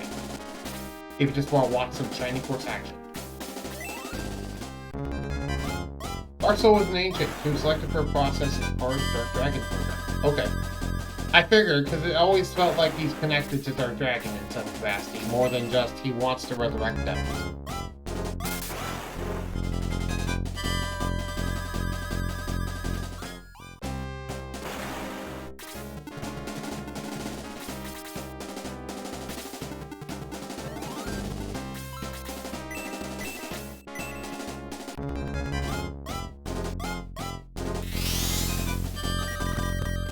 Dark Soul is rebuilt from cellular level up. Dark Soul is designed to meld with Dark Dragon and act like Dark Dragon's brain. Oh, that's weird. Huh. So, my idea for the final Dark Dragon fight is actually more canon than I thought it was. If you don't know, by the way, I'm designing a ROM pack for this game as well. And I'll be playing it on stream when I finish it. But I'm nowhere near finishing it right now. And also, I want to do a full playthrough of the original game first, which is what I'm currently doing. If you're wondering how I am playing this on PC, you can buy this on Steam. It's like $1. It's literally only $1 to buy Shiny Force on stream. It's on Steam. It's honestly worth it, in my opinion. And it's fully official and everything. You can get it off of Steam, the Sega Mega Drive / Sega Genesis Master Collection thing. You can either buy it for $1 or you can buy the entire pack of like 60-so games for 20 bucks, 20, 30 bucks. Which, buying them individually, will only be like $1. So, you know what? Want to play this game at home? That's the official way that you can play it. If you ever saw Babylon 5, think Shadows. I never saw Babylon 5.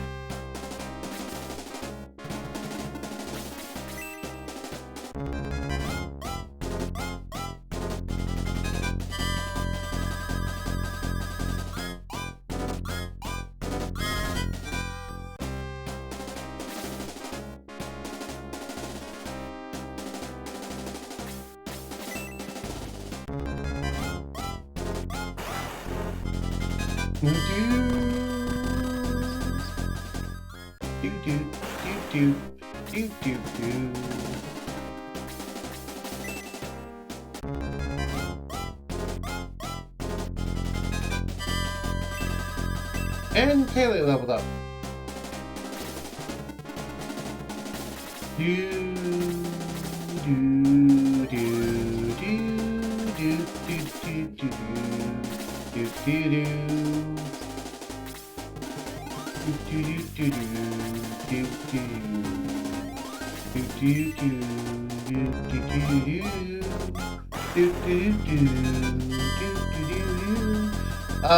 Anyways, Dark Soul also went to the cryogenic status. He woke up and decided to resurrect Dark Dragon. I'll finish reading after this.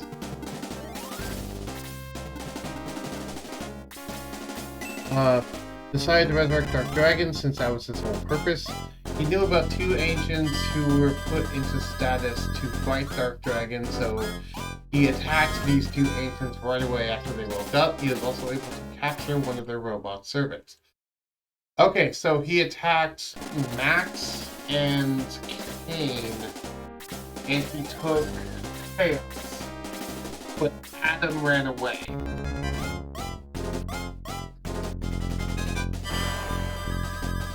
Max managed to get away, had amnesia, and then woke up on the coast of Guardiana, where he was found by the one guard captain and then trained in the arts of swordsmanship, which he was naturally adept at. Meanwhile, Kane was captured, put a mask on, and made a servant, basically. That was without reading what you're saying. That's just me knowing the lore of this game. Oh, Max ran away. Adam was simply damaged. Oh, okay. Max ran away. Got it. I didn't remember how he got out of that situation. Oh, so the whole one ran away, one stayed thing was Max and Kane. It wasn't Adam and Chaos. I thought it was Adam and Chaos. You got all the right points. Yeah. Which is why I wish Kane was recruitable.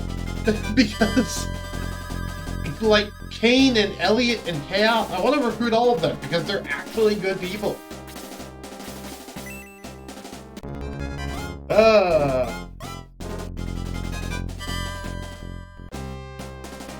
Balbazook.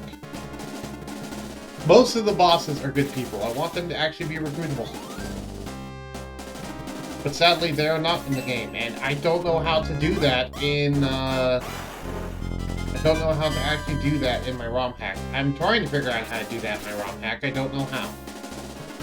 If you have any ideas, Gojek, feel free to share them, but I have no idea how. One final point. The Spirit of the Lake is an AI built by the Ancients. It takes the form and voice of Max's mother. I did not know about the Max's mother thing, but I figured it was an AI of some sort. I already figured it was an AI and not actually like a spirit, quote unquote. And that the orb of light, quote unquote, is just an activation thing. It's just you know, like a remote activation thing. It's like that one Thor quote. Technology sufficiently advanced is indistinguishable from magic.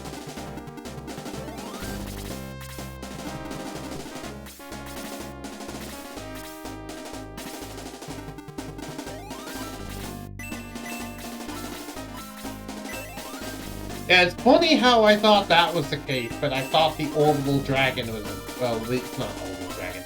Orbital cannon was like weird. But yeah, weird how my mind does that. Good luck and have fun. Yeah.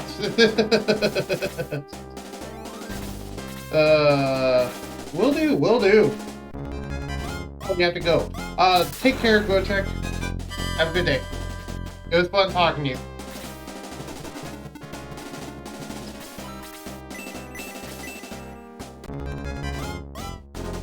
We're about an hour and 45 minutes into the stream. If you do not know, by the way, I will be hosting a Dungeons & Dragons campaign this Saturday. It will be the Oncoming Storm, Session 2. Feel free to join in. I know all the players are good and excited. They had 3 days of they had their actual characters in-game had 3 days of downtime. So we'll be reviewing what all happened during that downtime when we get there. In addition to actually playing out the session, you know. All that it is. We have an entire Google Doc for it.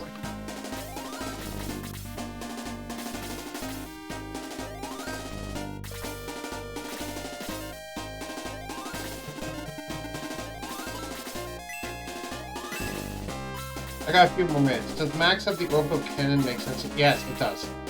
It makes sense now. Thank you. It in fact does make sense now.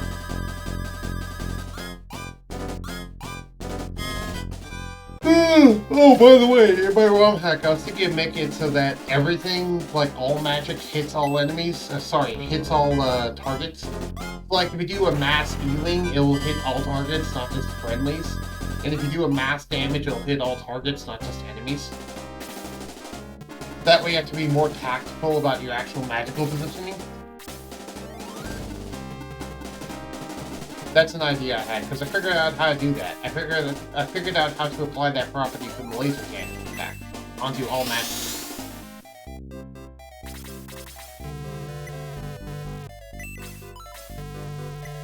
Anyone hurt? Nope. Okay. Oh, let's go this way. Because someone leveled up, so we need to repeat that battle. In your ROM pack, you also made Joker the suicide bomber. Yes, I did. To be fair, that's more useful than he normally is.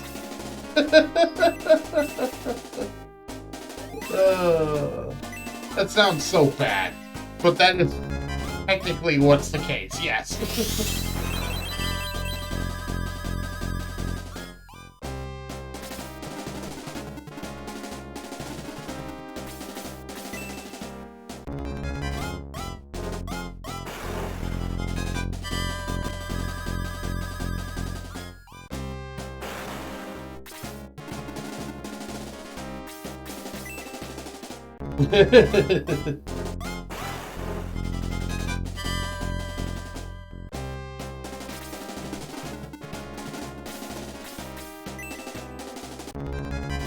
I wish there was a way to make rings apply, like, status effects. Because if so, I'd make, like, one of the rings just permanently apply the shield status effect onto a person. So that that person just becomes completely unaffected by magic. That'd be cool. Just to have that as a thing. And then I'd give Joker that, so he'd just be completely unaffected by both positive and negative magic.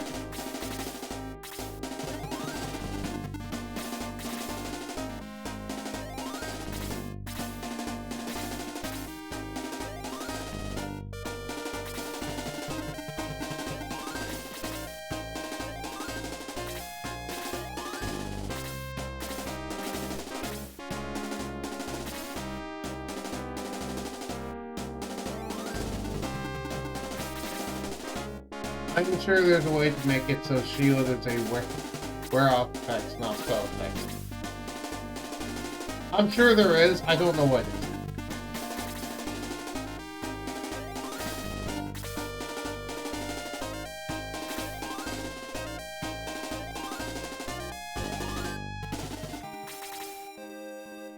I love the music in this battle. It's fun. It's very fun music. And it's honestly pretty cool compared to most of the music in this game. Which, granted, I'm a fan of most of the music in this game, unlike some people. It's just, it gets repetitive and they use the same stuff for a lot of stuff. So, you know, it's nice to hear them change it up, even if I have to use that now. Because someone leveled up. And as per the rules, that means we need to restart it.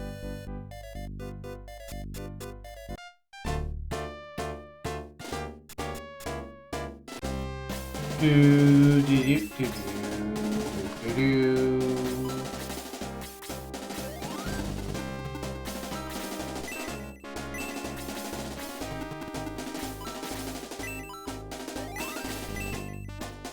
Do do do do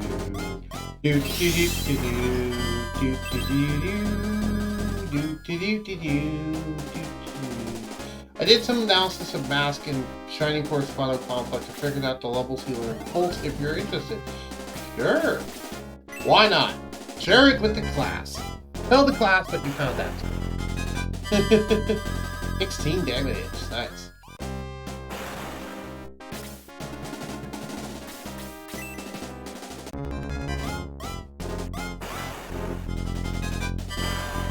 Nice. Max double. So Max is an ancient. Good to know. Except, unlike most ancients, he's actually a good ancient. He learned Bolt 1 at level 17, Bolt 2 at level 22, and Bolt 3 at level 30. Okay.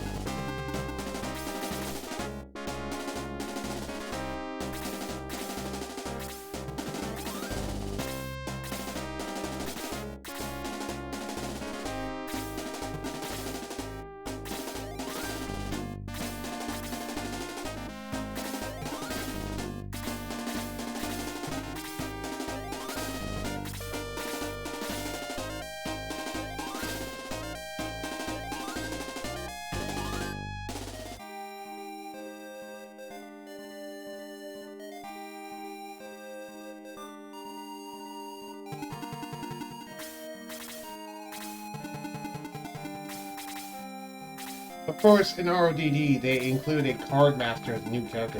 Who the heck is the card master? Now that I'm worried, curious about. But you are running out of time, dude. So I don't know if you necessarily have time to talk about the card master.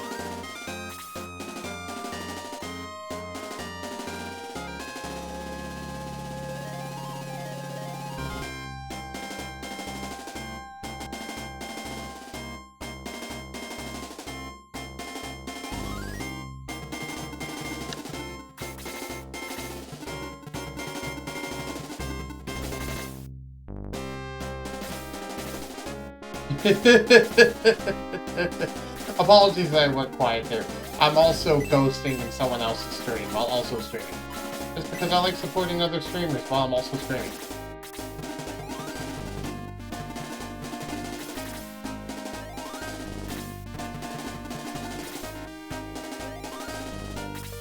The card master is named Mawa. Oh.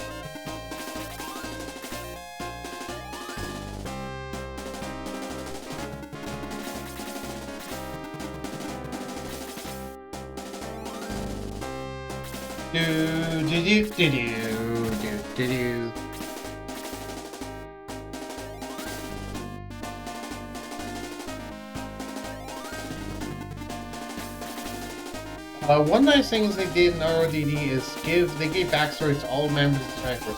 That's awesome. I'm glad they did that. That's cool. That's the type of stuff that I like to do in, like, you know, that's part of what I like D&D characters. It's because with D&D characters, everyone has a backstory. You know, it's a lot more like real life where everyone has a history, everyone has a backstory, everyone had a past, whether or not it's good. It's still a past. There is not a single NPC that you meet that has not had a backstory of some kind. Which is part of why I'm actually I enjoy being at the end, because I have to come up with those backstories in the blind.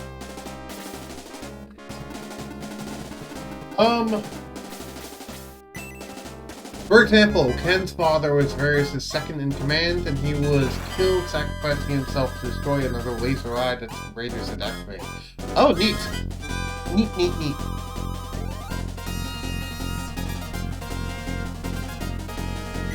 Vanguard leveled up. We need to restart this thing the moment Max gets a turn.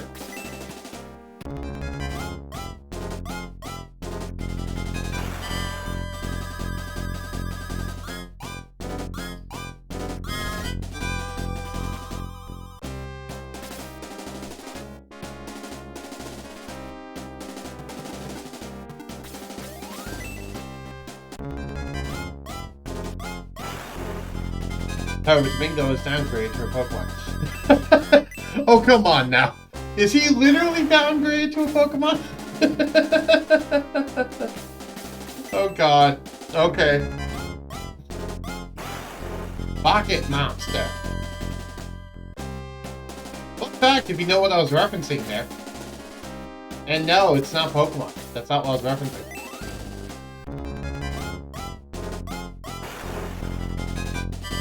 Basically, all Domingo can say is Domingo and give facial expressions. Aww! Boo! I like this sassy personality. Domingo! Yeah, that'd be it. Also, to be fair, that's not even how Pokemon talk anyway. It's just how they talk in the anime. That's not even how they talk in the games or talk in, like, you know, Pokemon Mystery Dungeon. Which is one of the Pokemon games I enjoy the most, Pokemon Mystery Dungeon. However, Max has tons of speaking lines. Oh, neat! They actually gave him lots of dialogue. That's neat.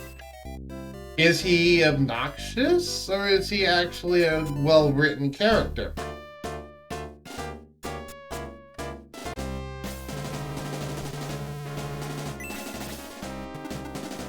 I'm curious.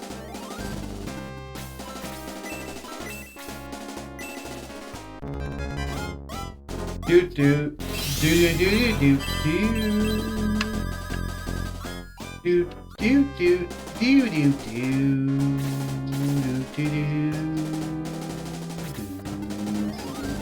do do do do.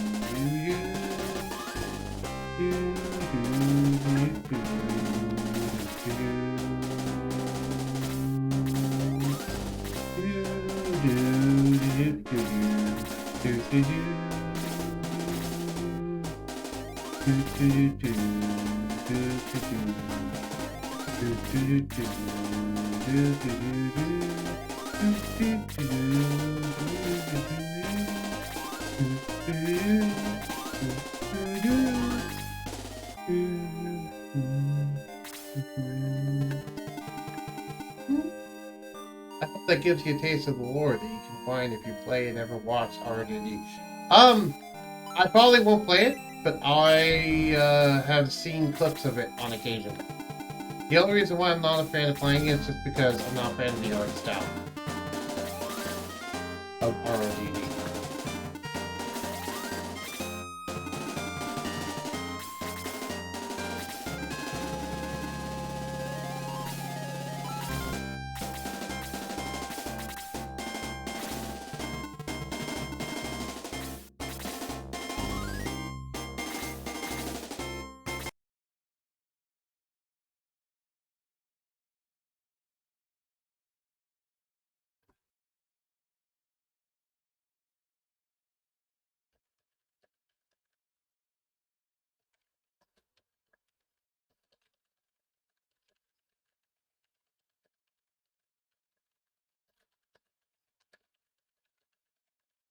Sorry, someone gave me a DM.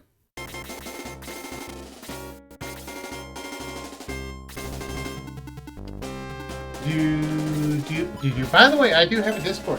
If you want to join my Discord server, join me at the Bug Nest. Either check the description of this YouTube video or check my profile on Twitch. You should be able to find a link to my Discord there. If you cannot, I will actually go ahead and post a link right now.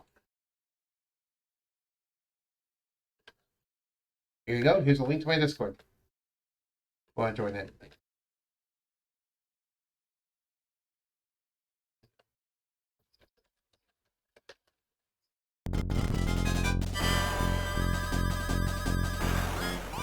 The opticals of RODD are simply atrocious. Very much agree. They look horrible. Shining Force 2 has a better art style than Shining Force RODD. And again, Shining Force 2 doesn't look that great either, in my opinion. But at least you can tell they put in effort in that one. RODD, they didn't put any effort in its art style, it looks like. It looks like they just slapped a generic company on it and said, make them look roughly like this. And they did, and by God, does it look rough. Roughly is an understatement.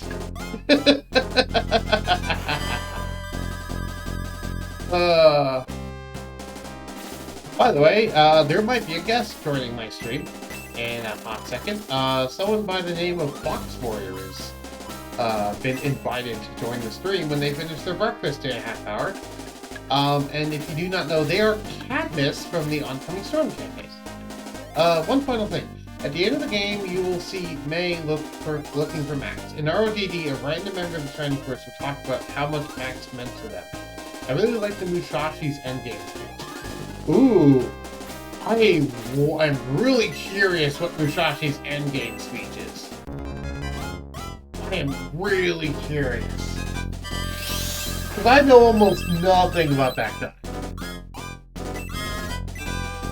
Oh, and Domingo leveled up. And Domingo's getting amazing stats. Because he's an amazingly powerful character.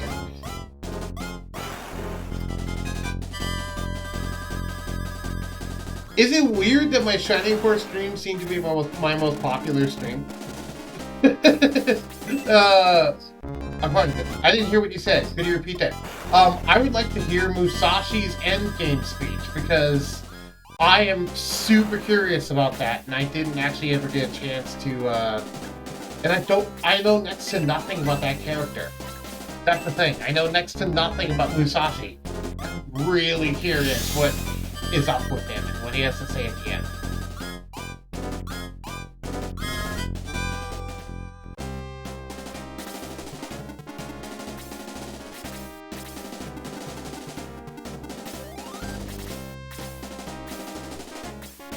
Oh, right, we have to egress out. I guess you can kill the Hellhound first.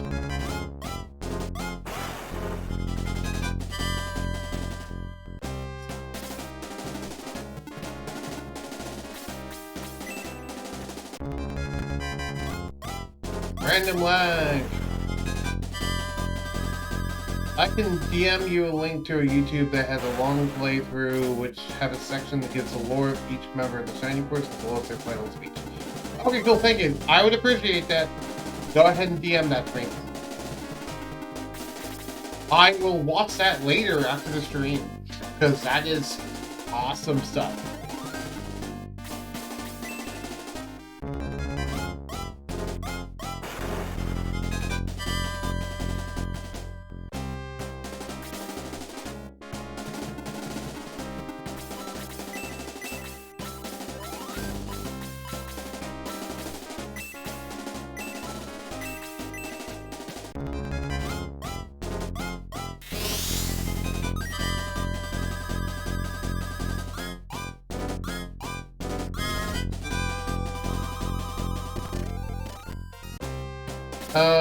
Also, final point, you get Hanzo in Chapter 5 and Musashi in Chapter 6 in RODD.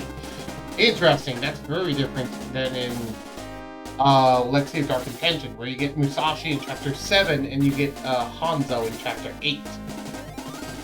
Which, fun fact, was the final secret character I found. I found Musashi before I found Hanzo. I literally never noticed that bush that he was in. I never noticed that it was different. And it's just really funny that the ninja was the last person I found in this game back when I was a kid. It was the last character I found. It's just super fitting. I'm getting hungry. I think that I want to go make some peanut butter jelly sandwiches. That sounds fun. Yeah, you know what? After this battle, I'm gonna go do a what time is it? Yeah. After this battle, I'm gonna go do a lunch break. And I'm gonna go make myself some peanut butter and jelly sandwiches. I'll be back. But let me finish this battle first.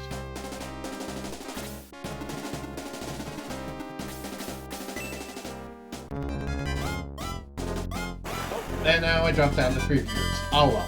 I guess some people left because they did not like the peanut butter and jelly sandwiches. That's okay. That's fine. I'm used to people not staying. Yeah.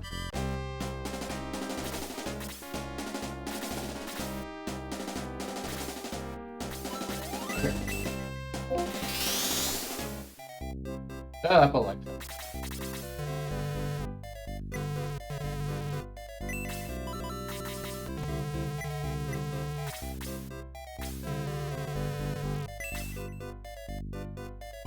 Alright.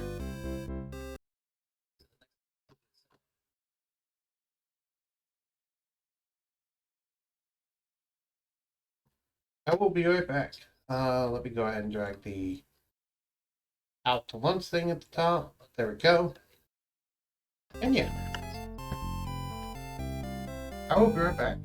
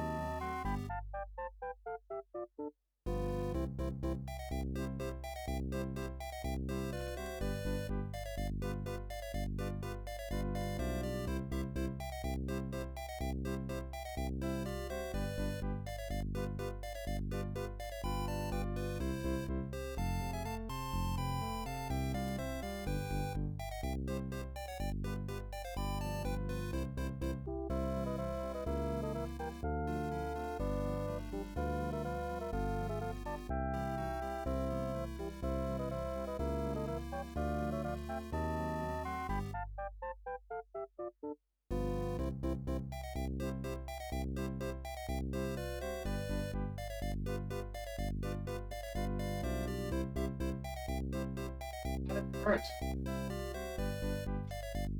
I have officially returned.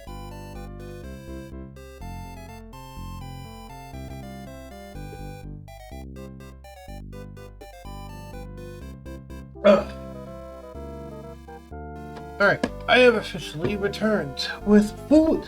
I now have food. I had my lunch. And only 2 people have stuck around. That's okay.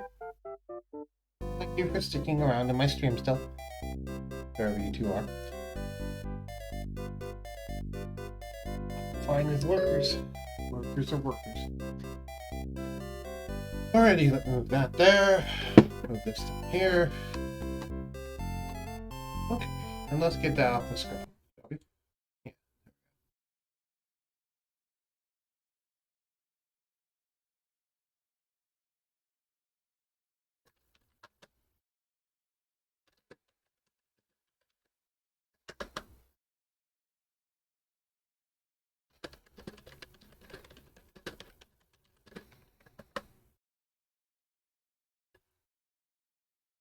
Alright, let's get back to it. So, doing more battle. Also, I am thinking of changing my stream. I am thinking of changing my streaming schedule. Because I realized that I probably shouldn't have the most skill-intensive games be played early in the week rather than later in the week. So I think I'm going to kind of flip part of my schedule on its head. I think I'm going to do Hearthstone on Monday. I think I'm going to do Hearthstone on Monday. Tuesday will be Yugioh. Wednesday will be Shining Force. Oh, sorry, it will be Nostalgia Wednesday. Thursday will be Dead Cells / Roguelike. Friday will still be Variety Friday, and then Saturday I'll stream, and it will be D&D Saturday. However, that schedule will only be the case next week and onwards. So this week will be the same. But next week and onwards, it will be different.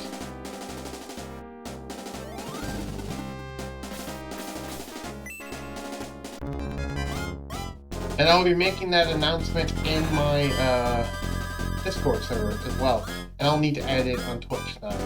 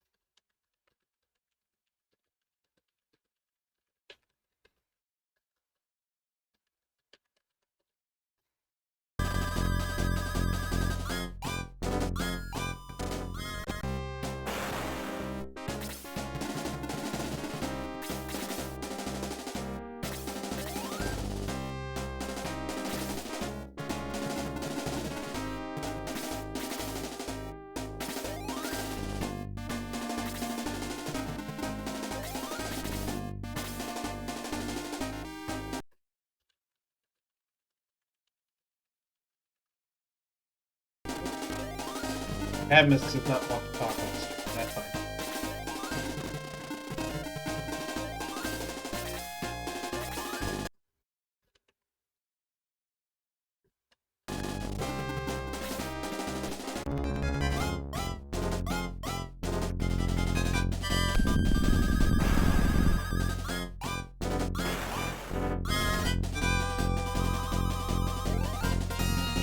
Oh, May's dead.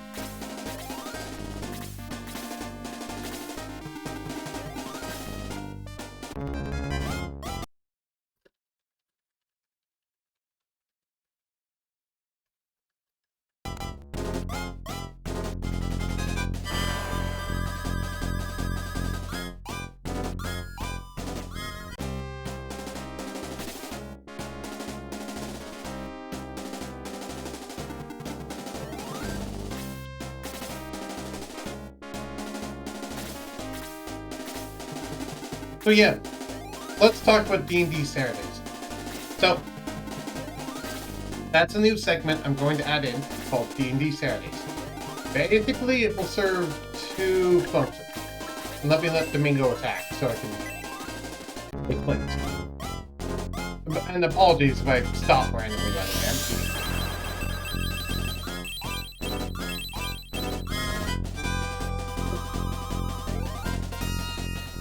Oh, that's good water. Anyway. So, Dungeons & Dragons Saturdays.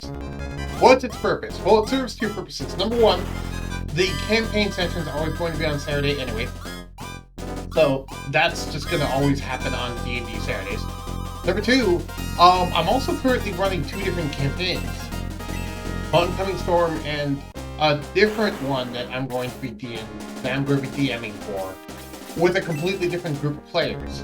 But it's going to be the same campaign setting. It's just going to be an alternate timeline of the campaign setting. It's going to be an alternate timeline of the Oncoming Storm. I don't know what I'm going to name it. I'm probably going to name it, like, I might just name it Beyond. Might just, like, put the Oncoming Storm, the other side, or something like that.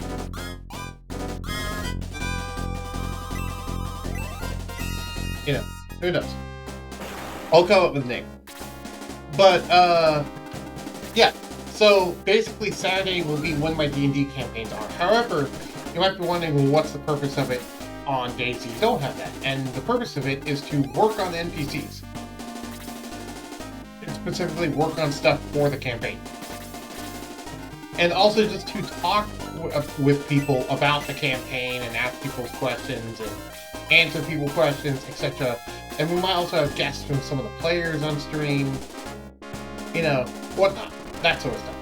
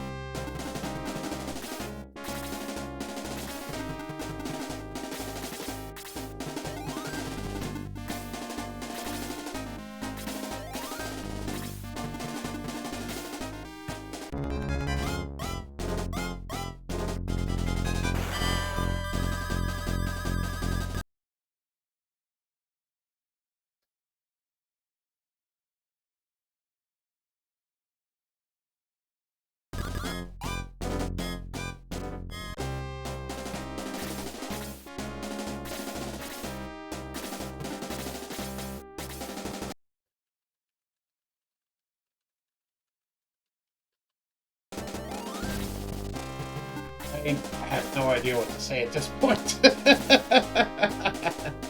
I'm running out of things to talk about.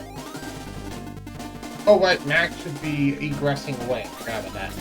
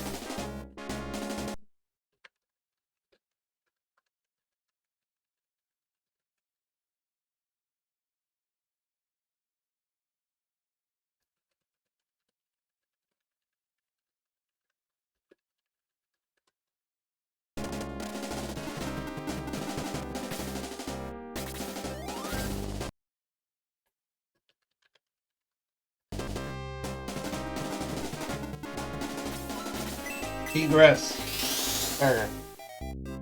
Now we need to revive the person who died.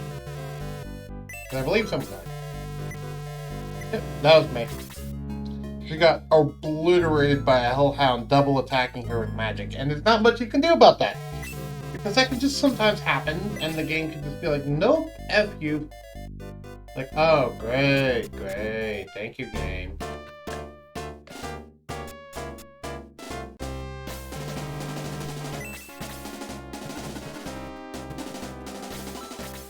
Thank you, game, I so appreciate it. I'm curious, how much does your physical attack actually do? Okay, yeah, very little. Yeah, just stick to your magic.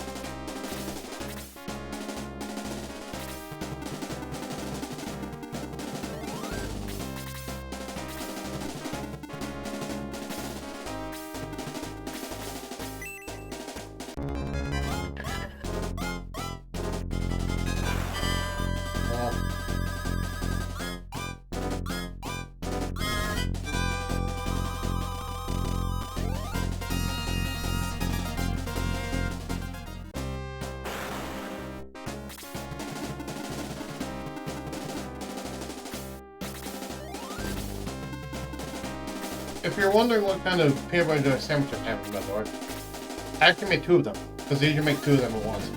And it's peanut butter with strawberry jam. It's really freaking good. Man, that hits the spot. I love it.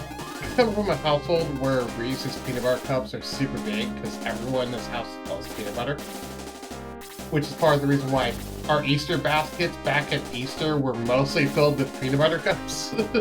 Or like those chocolate eggs. Though we did all get a chocolate bunny as well. And we all got a quote-unquote unique candy, which was a candy that we specifically liked that other people in the family did not. So for example, for me, that was the white chocolate peanut butter cups, because I like the I love white chocolate. No one in his household does, but I do. For my dad, that was a box of Lemonheads, because he's a big fan of Lemonheads. For Llewellyn, which is my dad's girlfriend, it was, the Cellas, I believe they're called, the chocolate-covered cherries, which, they're okay, they're not the biggest to me, but she loves them. Like, okay, yeah, sure. And for Rob, it was, I don't know what it was for Rob. I don't remember. I know he got something too, though. I just don't remember what it was. I don't know if I looked.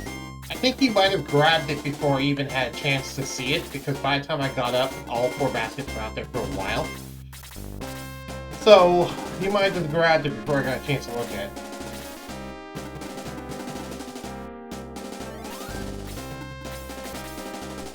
I think it was some, like, flaming hot spicy candy or something.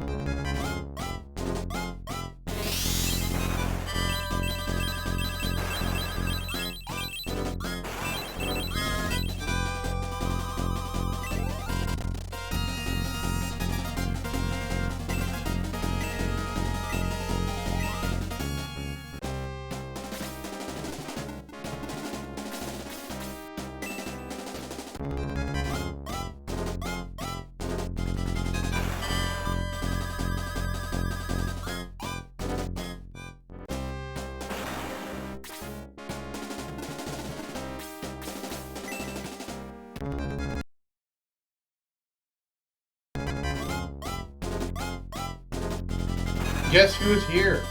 Welcome, Blue. Are you also going to be rapidly approaching my location, or are you just going to be in my Twitch stream? I'm fine with either. I am playing Shining Force on Nostalgia Tuesday, which reminds me, I was actually going to make an announcement later. I will be changing my streaming schedule starting next week. I could give you a sneak peek to that before I do the official announcement, if you are curious. I went ahead and said it on stream earlier, but you weren't there for it, so... Yes, really. Because I realized that coming out of Sunday to Monday in Dead Cells is like the most skillful game I have to actually play during my week of streaming. So why should I take my day off to... Why should it be like, oh, my day off, to immediately doing the game that requires the most skill? You know?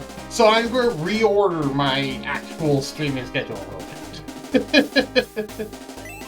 Like, wait a minute, something isn't right here. Okay, so basically, I'm going to move Hearthstone to Monday. I'm going to move Yu-Gi-Oh! Master Duel to Tuesday. I'm going to move Nostalgia Tuesday to Wednesday, so it's Nostalgia Wednesday now. And I'm going to move Dead Cells / roguelike games to Thursday. Variety Friday is still going to be the same. And now I'm going to have a brand new segment called D&D Saturday, where I literally just either talk about D&D or host a D&D campaign, one of the two. So I'm just going to stream every Saturday now, but it's going to be D&D Saturday. Yep. And yeah, D&D Saturday will be not only me preparing for campaigns or me hosting campaigns, but also be me asking asking or answering any questions about Dungeons and Dragons that the chat wants me to ask or answer. You know, just talking about Dungeons and Dragons as I prepare for the upcoming campaign. And like spitball ideas and stuff.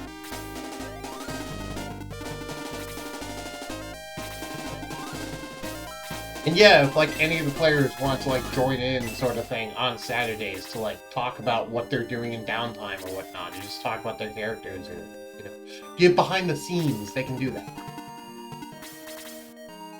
during those times. And of course, I'm still going to upload the Dungeons & Dragons Saturday onto YouTube. So it's still going to go onto YouTube. It's just not going to be main oncoming Storm content unless it's actually, you know, there.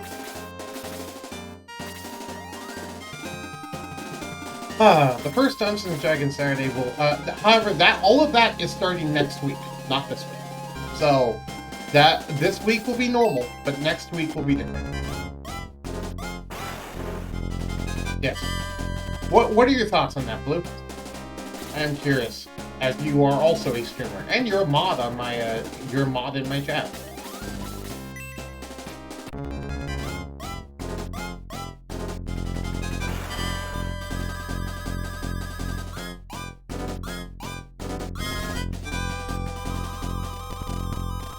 I thought so too. Okay. Doubled up. Okay, we have to repeat the battle as soon as we get back to the max.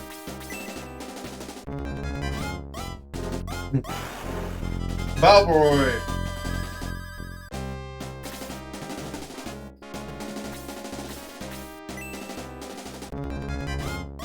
Kokichi!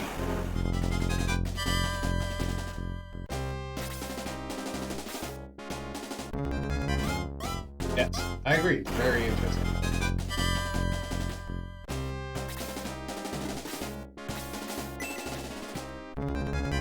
Oh, whoop.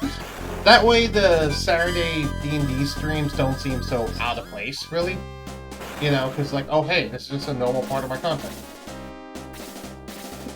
What the heck, Ford? What are you doing? Get away from my foot. I am also trying to find a song that is slightly spooky, but overall really nice, and the feeling of crisp autumn. I can help you find that. That shouldn't be that hard to find. If you check the Oncoming Storm campaign, the music I used for the carriage probably fit that. Though I don't know if it fits autumn, necessarily. That's the only weird part, is the autumn part. The rest is actually not that hard to find.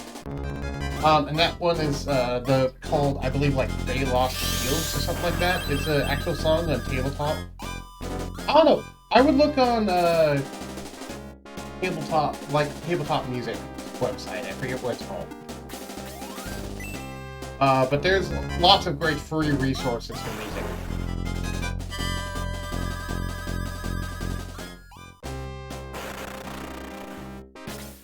I actually had a raid earlier from a certain slime girl, which is really fun, though most of the raiders have left at this point. I can tell, because I went up to like 12 viewers at one point. I was like, oh, cool. And then it went back down to like, now 2. I was hovering at 5 to 7 for a long time, and then I went to make lunch, and I came back, and I'm down to 2. It's like, oh. That's fine. I don't mind. Yeah. It happens.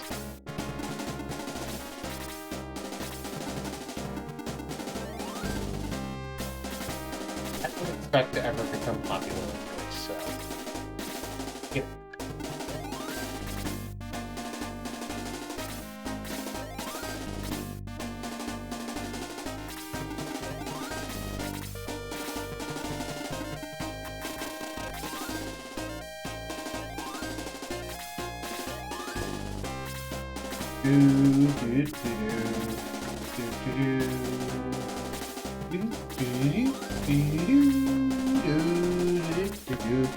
This Friday, I'll actually be doing something pretty interesting, because there's a dude who contacted me on Discord, and there's someone I talked to a little bit in DMs, and they want me to do a playthrough of their game that they made.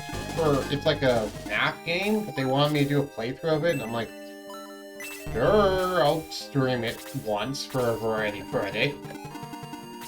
And I've been forgetting to do that, so this Friday, we're going to be playing a FNAF fan game, which is not a very good one from what I can tell. It seems very low quality, but heck, might as well try it. What's the worst that can happen? And to preface, by the way, I've never played a Five Nights at Freddy's game before. So, I have absolutely no skill going into this. Yeah, I'm basically just giving a review on it, but also he wanted me to play it on stream specifically. And I'm like, sure, I guess.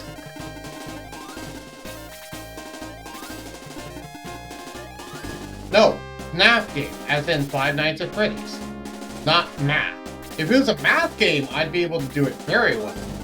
Great at math. But FNAF, I like the lore of FNAF. I'm just not a big fan of the actual... Well, okay, I won't say I'm not a big fan of the game, because I've never actually tried that before. So I have no idea how fun it is to actually play. But from the gameplay I've seen, it does not seem like my cup of tea. But who knows? You want me to try this thing, I'm like, sure, I'll do it at some point on a Variety Friday. Yeah, I will not be doing that. I hate that. That was fine, Blue. You do not have to. It's not for everybody. You don't like scary things, and you don't like jump scares, from what I remember, Blue.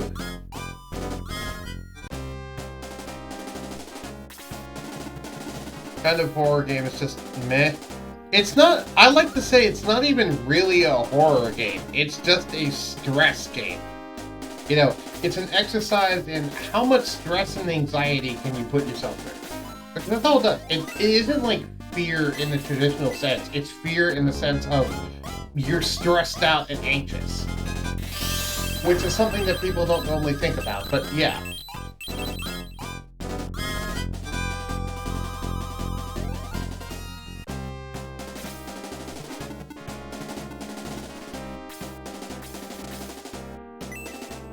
It's not so much creepy as it is stress-inducing.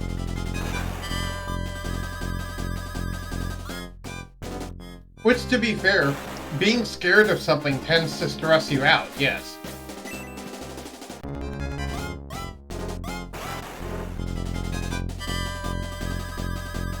But it does not mean that it's inherently scary. It just means that it's stress. So, yeah. I made absolutely no promises on how far I'm going to get in the game, what I'm going to do, etc. I just said I'll play it for a variety Friday. Which means that all I said was a 6-hour stream limit. So, I just need to do 6 hours in the game. Doesn't matter how badly I play. And yeah, to be fair, their art looks okay. It's unique. I'm not going to insult their art.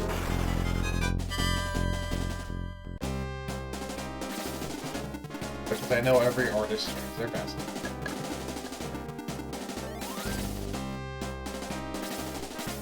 So how are you, Blue? How's your day today? If you're still here. Yeah, we're switching subjects now. How are you doing? It'd be nice to have someone talk to you this year. Far away. We have 3 hours. Doing well. Eating breakfast, looking for music. Tabletop Audio, that's the name of the site. I'll try to take it.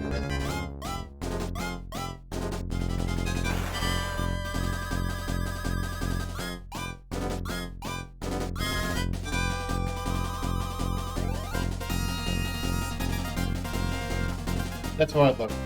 Are you looking for that for a Pokemon campaign?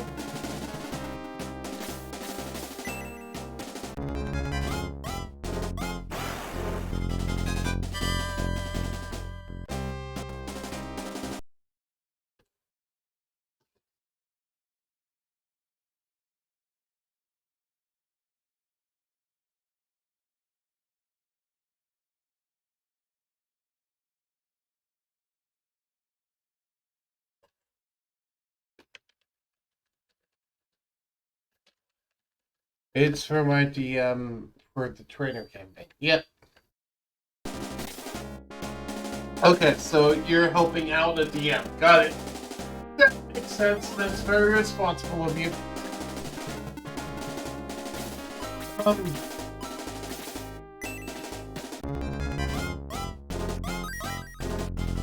I'm the one who finds the music. Yes. And for some reason that reminded me of the Walter White thing of I am the one who knocks. I just, when I read out I am the one, it made me just think of that immediately. Did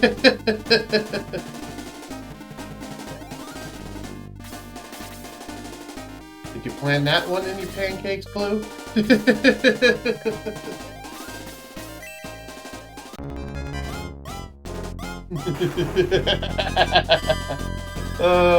Shout out if you get that reference.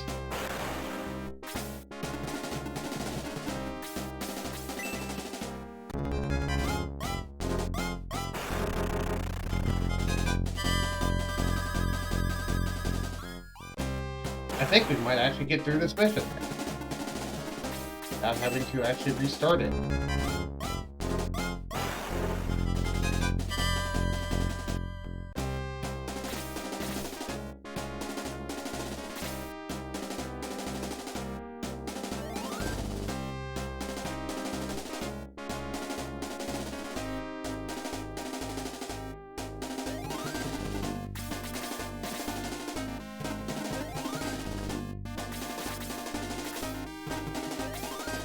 Is it bad that I can barely hear you over 2 sounds? Yeah,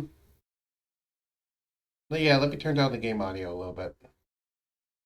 Dude, how's my volume? My volume is good. Yeah, let me turn down... Because I have to turn up the volume for the Binding of Isaac, but I am turning down the volume here. This should be better. Is it easier to hear me now? It should be.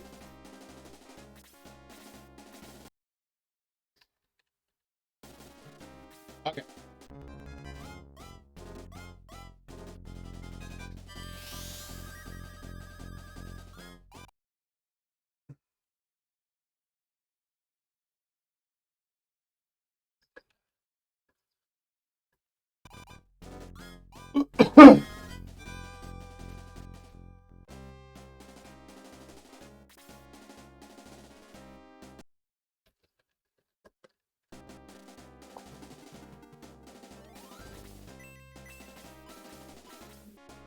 You know what? Yeah, I should actually just do that on my tablet. I have my tablet here anyway. I should do Discord on my tablet instead of just clicking away from the stream for a hot second to do it.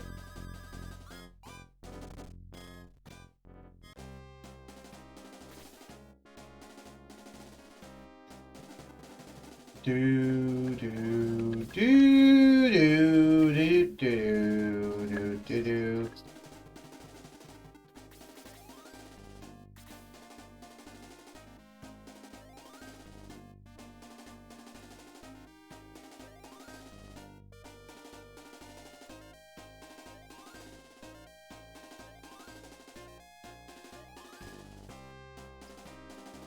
Do do do do do.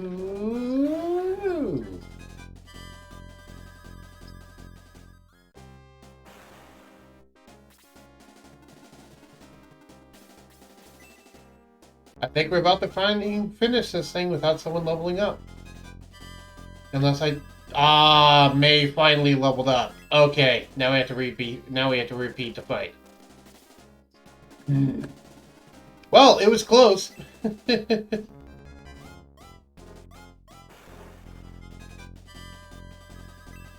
And Pele leveled up. Okay, huh. Thanks Pele for doing that now instead of later. It was right at the final one.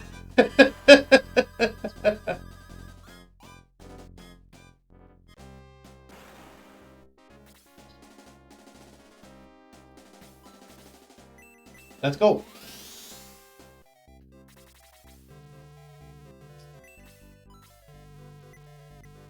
Okay. And let's get out of here and get back into that battle. Do do do do do do do do do do do do do do do.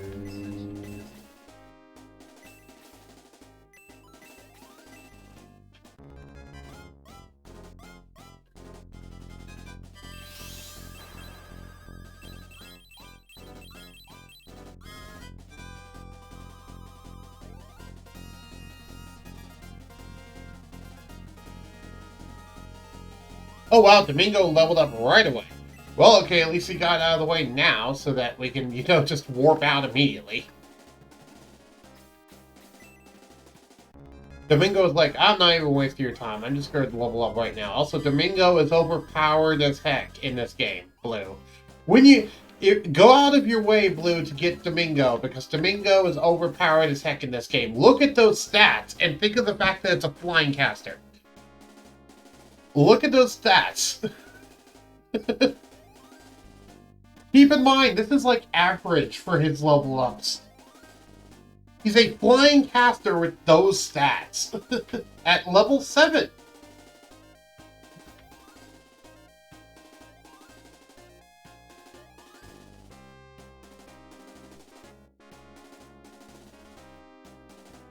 He's a squid person wearing a magnificent hat, and I love it.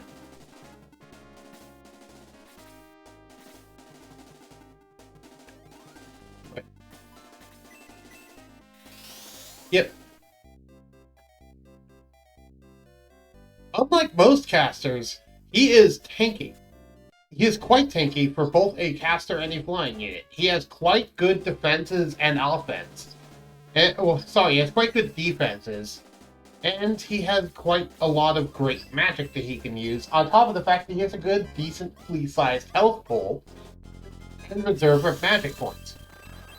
If you combine all of that onto the fact that he's a flying caster, meaning he can fly over a lot of things and do set damage thanks to his spells, that already makes him really strong. But there's another reason why he's really strong too, and that's the fact that he's a flying caster. And you're probably like, duh, you already mentioned that.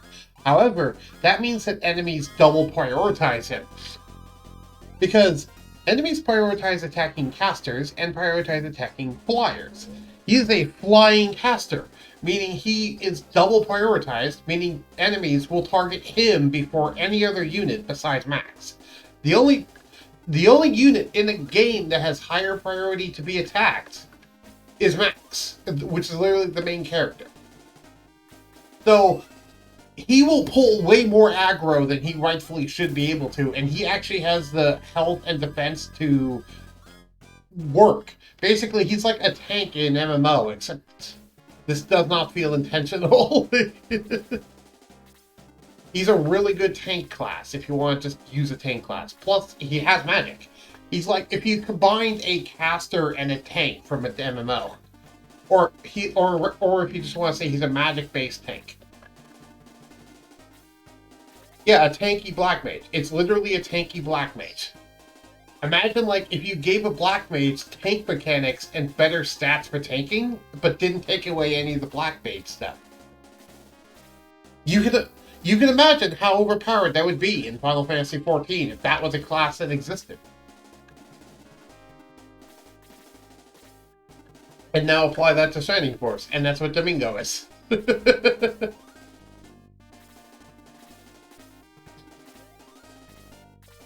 That's why I related it to something you knew, because I know you knew Final Fantasy XIV, so I'm like, okay, so imagine this, and that's what Domingo is.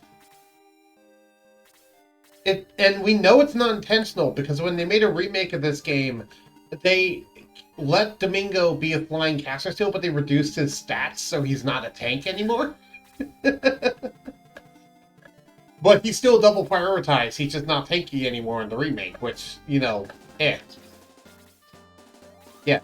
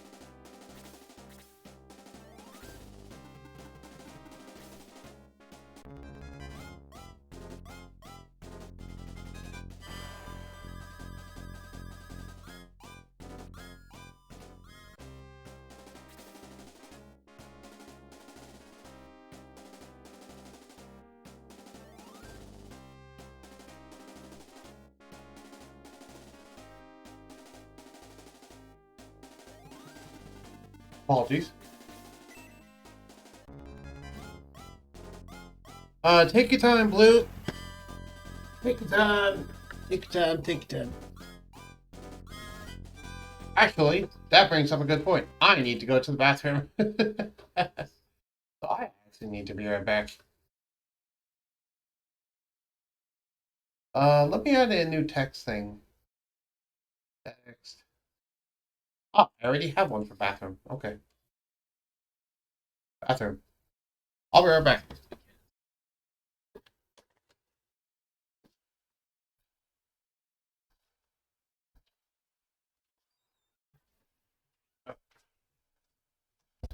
I can at least leave you guys with the game music.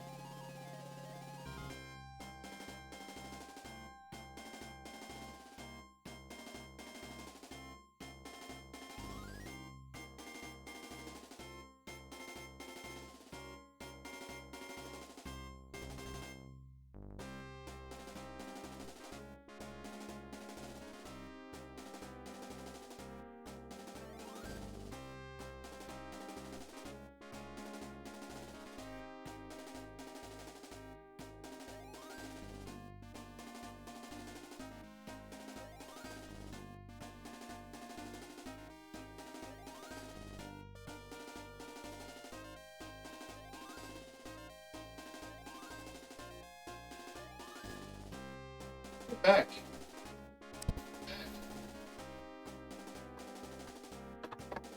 It is going well, Blue. It is going well. Hold on, let me turn that down. It is going well. Oh.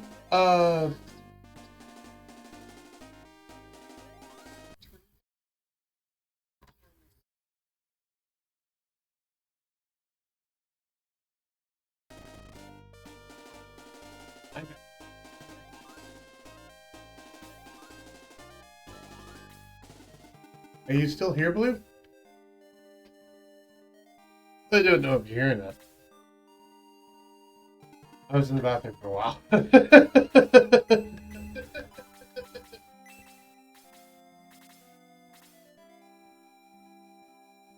Hello.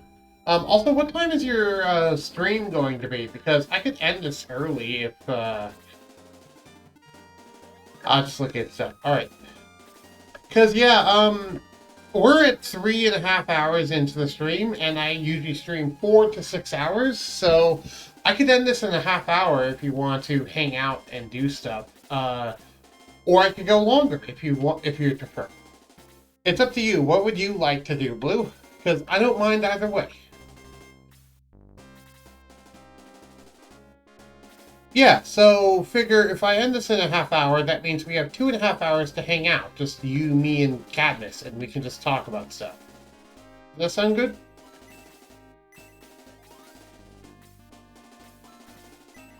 This should kill him. You'll either kill him or leave him in 1 when we kill him. Nope, it killed him. Oh, deadly attack. Okay, never mind. That was insurance. Yeah. Because I set the minimum time for my streams to be 4 hours. Well, at least that's the minimum target time. You know, I try to stream at least 4 hours if I can. But at max, I want to stream 6. So, in like 27 minutes, I'd end the stream. Until then, we can talk between, like, you know, we can talk to some text chat stuff.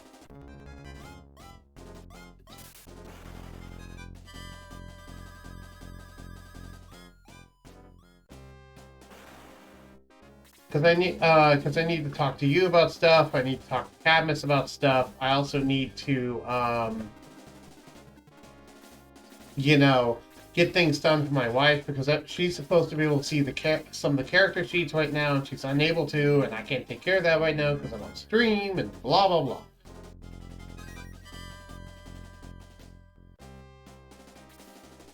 Oh, for those of you at home watching this on YouTube, by the way, you might be wondering, well, isn't there times that you only stream for like 3 hours? And for that, I say, usually that's when I cut the stream in half, as in like half the time is streaming for this and half the time is streaming for that. That's usually what happens there. Though there are rare occasions where I just cut the stream early, like for example, yesterday, when I just was playing horribly and I mercy killed the stream.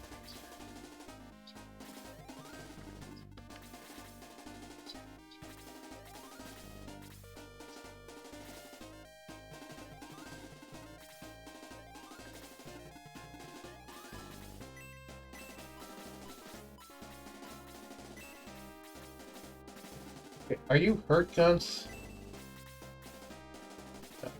No, you're not.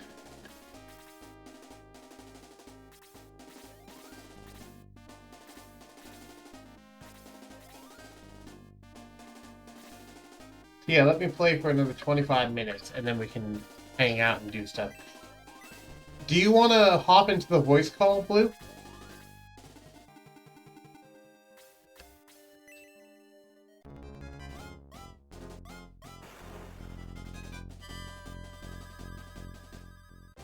Okay, not yet.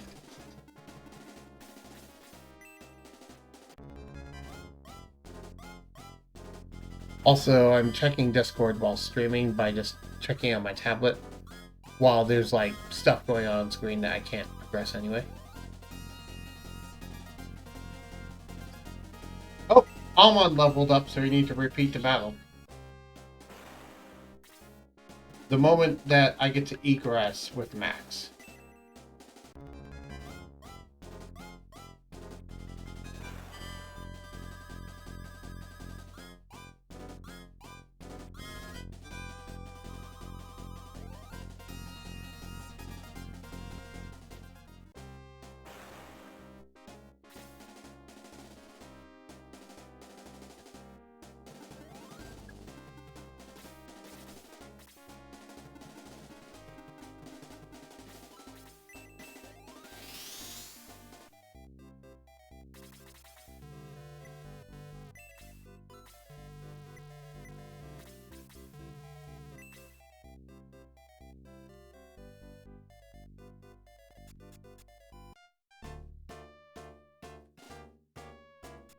Do do do do do.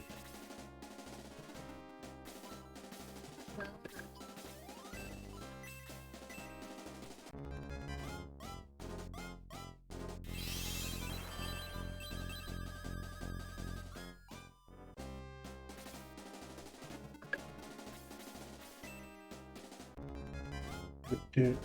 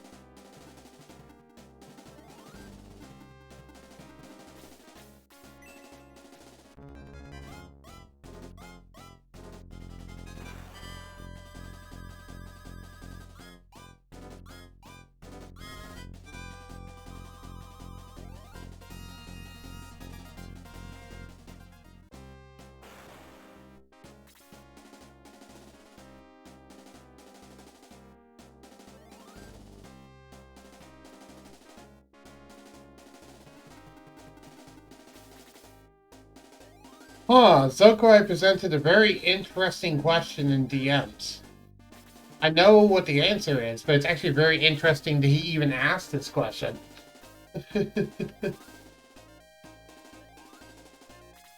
It's actually kind of a brain tease, but I'm glad I'm getting to mention this to one of the players.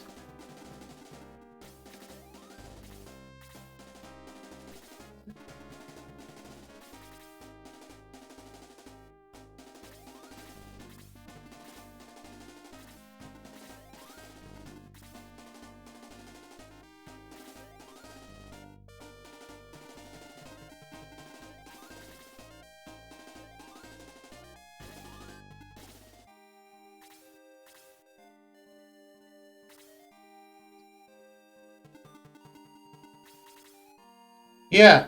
Okay, so you want Zokai asked, to clarify, since I passed out before, if with like big bold if someone was to do an extreme and eat part of a person in private for one reason or another, how much honor would you lose? Also, if you only did it in private, would you lose any honor? Yes, weird question, but might as well ask. And I'm like, that actually does bring up an interesting point, and that is you only lose honor for an act if you get caught in the act, aka if people actually know about it. Also, yeah, that's what I meant. That's like a really strange question. He's basically asking, would cannibalism make you lose honor? And I'm like, if you get caught,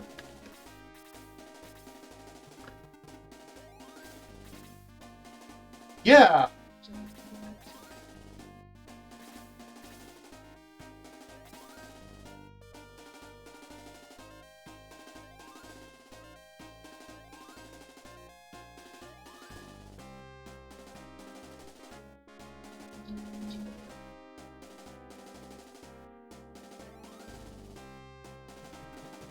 That is the important thing to know, is that honor is only lost if you get caught and the rumor spreads around to people, so that the majority of people knows. If you did that, but no one saw you do it, and no one knows that you did it, and they don't spread the rumor around, then guess what? You don't lose any honor, because of the fact that honor is more a projection of how other people view you rather than an actual, like, normal statistic. If that makes sense, Blue.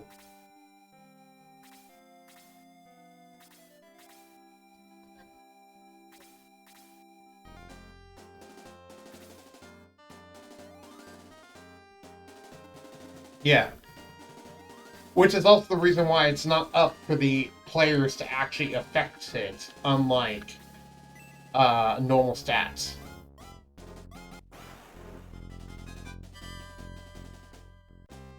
It's up to me to determine what your honor is at any given time. Because I'm the one in control of the world, so I know how the world views certain things. And I'm not even going to talk about my own views on cannibalism, because that has nothing to do with what the question was. The question was, if you did a dishonorable act, would you lose honor immediately, or would you have to get caught to lose honor? And my answer is, you would have to get caught to lose honor.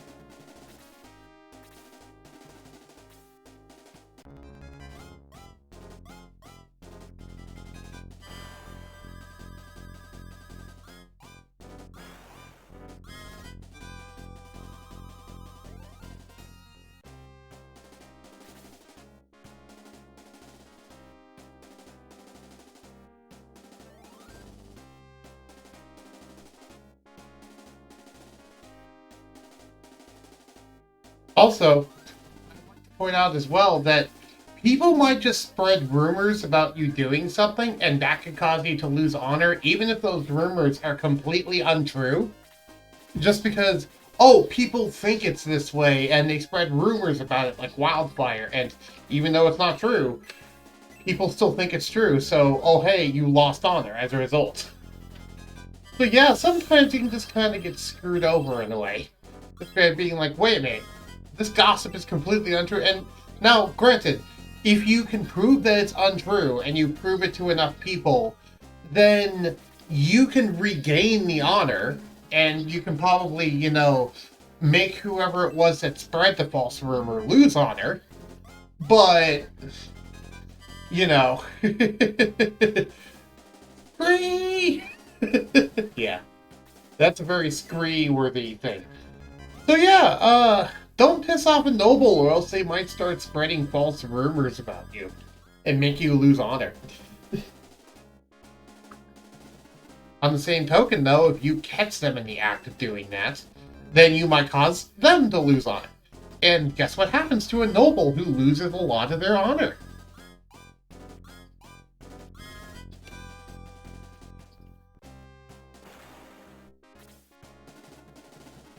I bet you can guess. Yeah, people revolt and they lose their nobility status. People take the nobility away from the crown. Because that's politics, baby. That's top politics and history. That's how that's one of the reasons why civil wars happen, or revolutions, as they're also called. That's a funny thing. It's either called a civil war or a revolution, and the only difference is which side won. If it's the established order that wins, then it's called a civil war. If it's the revolters who win, then it's called a revolution. You know, the American Civil War wouldn't have been known as the American Civil War if the South won. It would have been known as the Southern Revolution or something. That's just a really funny thing that the only difference between civil wars and revolutions are which side wins. Yeah.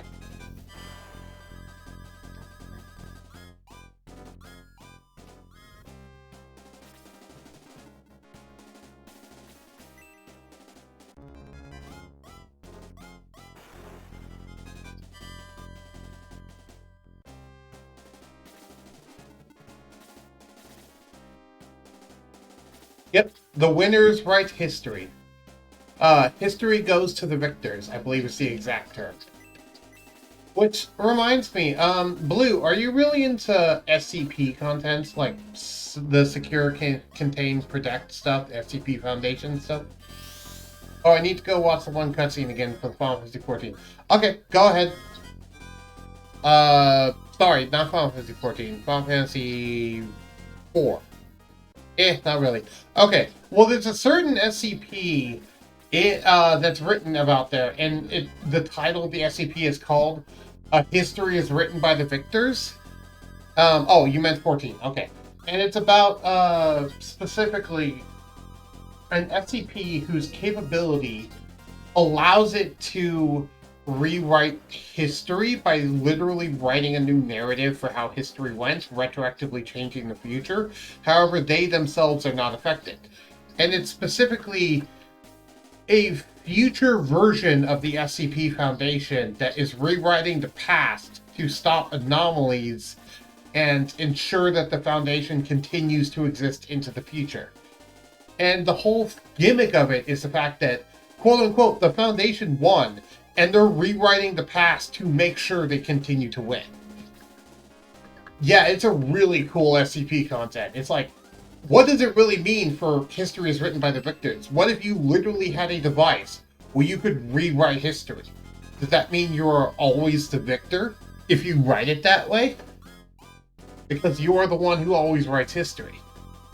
That's a really freaking cool concept, and I love it.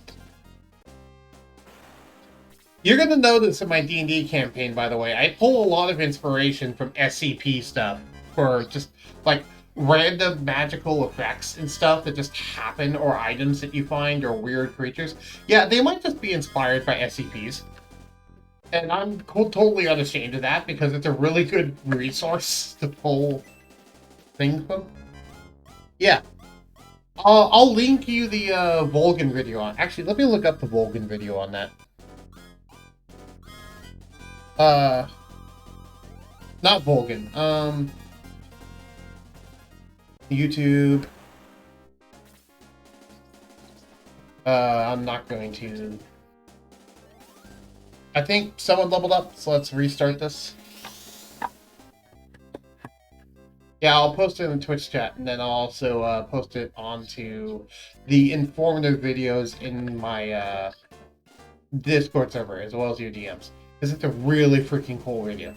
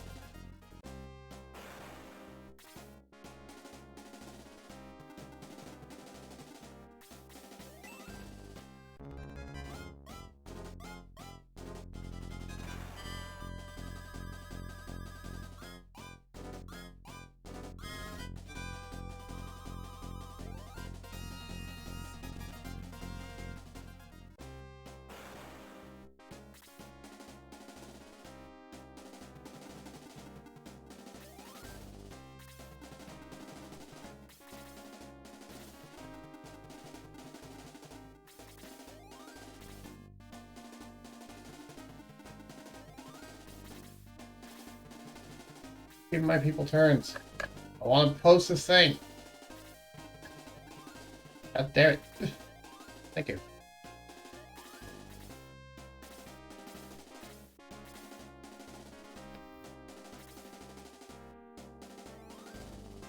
There. I posted in the Twitch now. The Twitch chat. I also posted in informative videos on my Discord. You can go ahead and watch that at some point. I think you'll really like it. And it's by a YouTuber that is, in my opinion, my favorite SCP YouTuber. I just love his style of videos.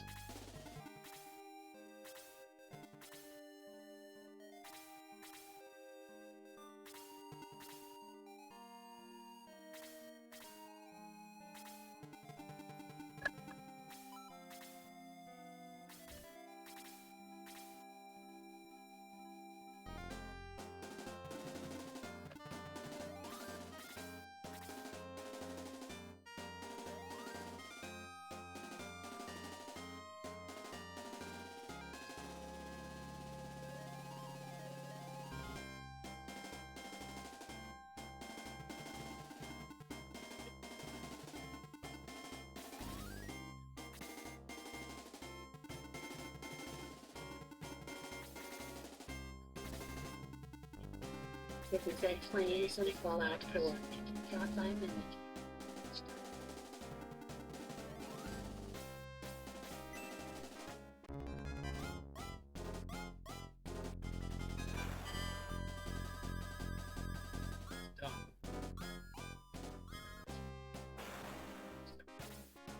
Facility.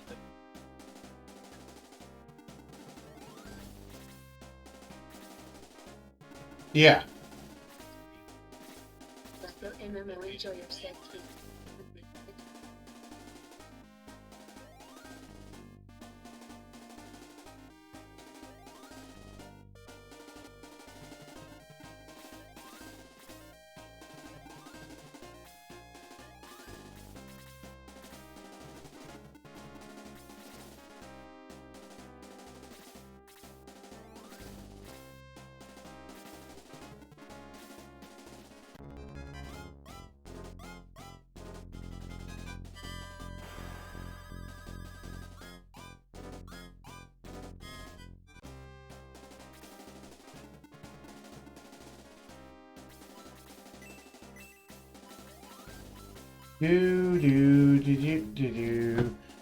Do. I got like 5 more minutes I need to stream.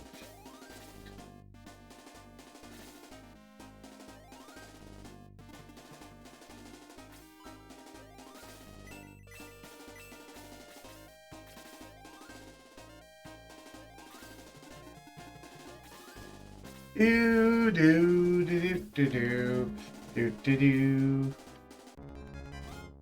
Alright. This is the last 5 minutes of the stream, everyone, and I hope everyone is enjoying it.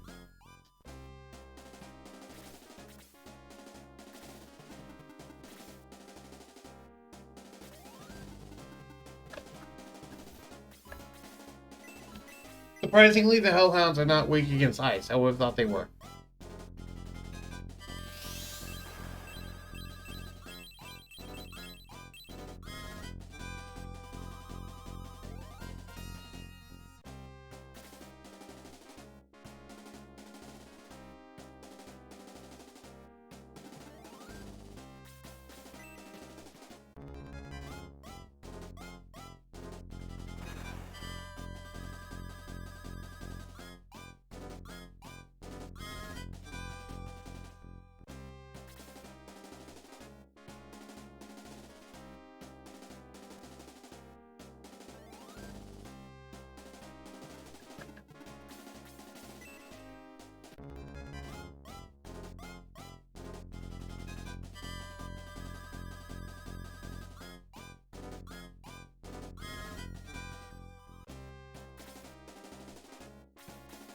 Do.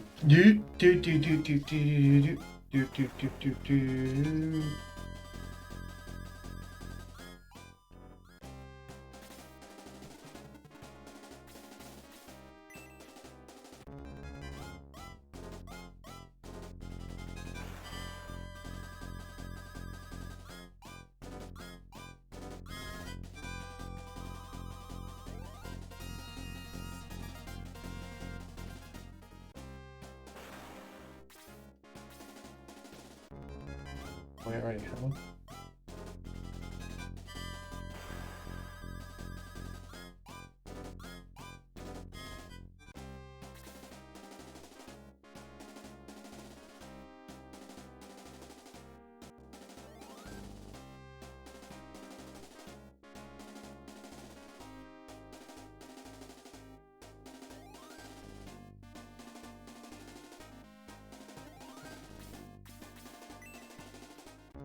The victor shall write the tale, and the vanquished shall become its villain.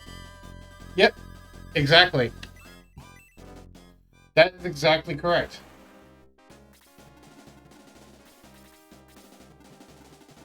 And I also like the quote of, "Those who do not learn from history are doomed to repeat it."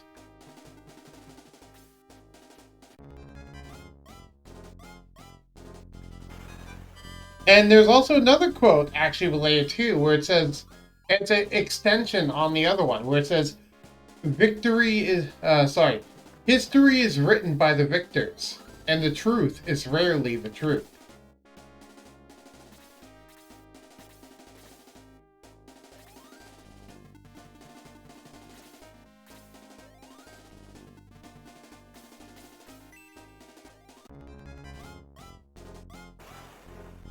Which, that one's a very interesting one in my opinion, and it's also very true, depending on how you look at it.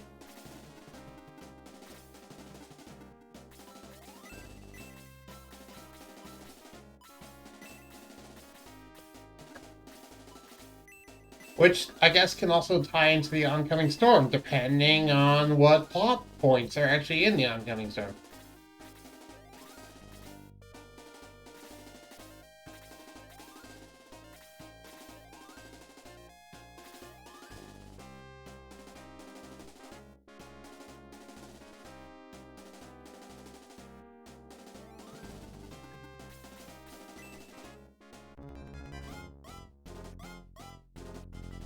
Thank you for sharing that quote, Blue.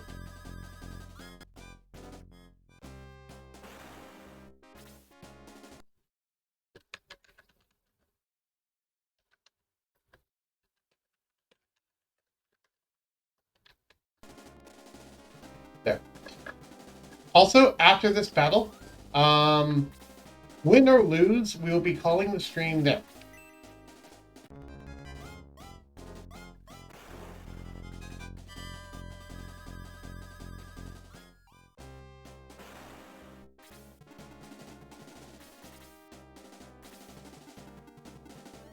It's all about whether or not someone levels up before we actually manage to get through the entire battle.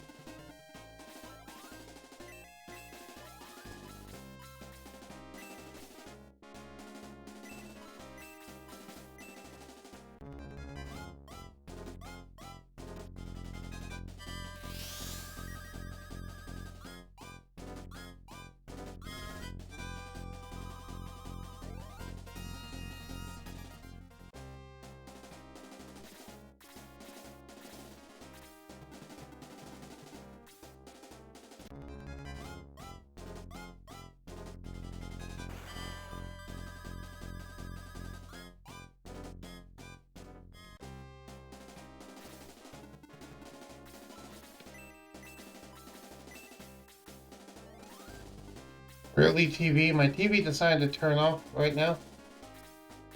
Oh well. That's fine. I can still look at the stream preview to be able to play. But now I cannot hear any of the game audio. And if anyone else joined the voice call, I would not be able to hear them right now.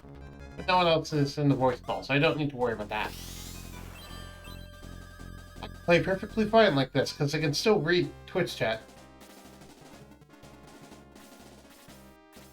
Also, that does remind me, I did want to bring up something, Blue, and that's the fact that I don't think I'm going to do the dual screen thing again. I think I'm just going to straight up stream my GM screen. And my official stance is, I do not care if people see spoilers. I do not care one way or the other. I trust my players not to. I trust my players not to peek, and if they want to peek, go ahead. But their characters wouldn't know.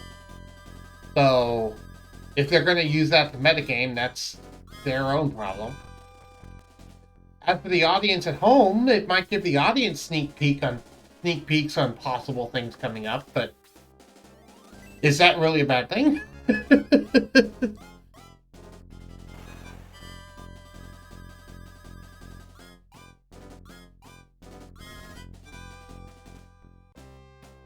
Right.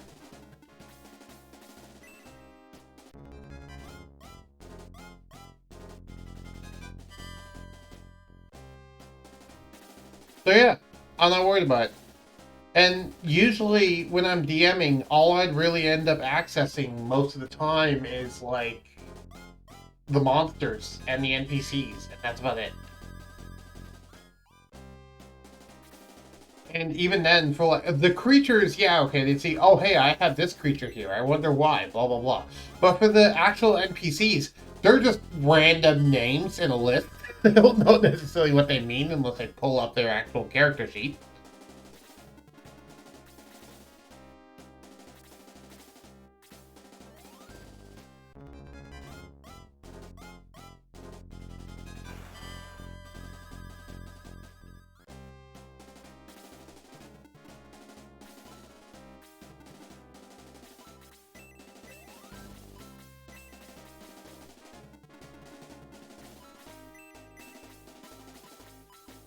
Yeah, go ahead and heal Max. I don't think anyone's leveled up. I don't think so. If so, I haven't noticed. What I'm doing. Okay, no one's leveled up. So we might actually be able to finish this fight. Which is funny that we're doing it right when I have no ability to hear the sound anymore, but whatever.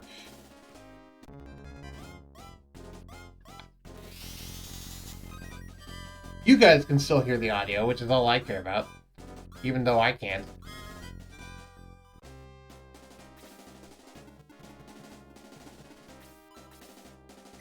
I've played this game on mute before. This is not unfamiliar for me. Because oftentimes, this is a game that I would often, like...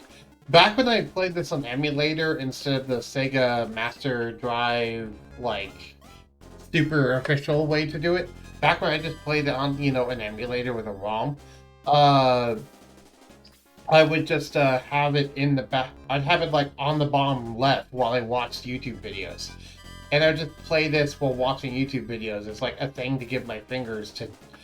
As a way to give my fingers something to do while I was watching YouTube videos.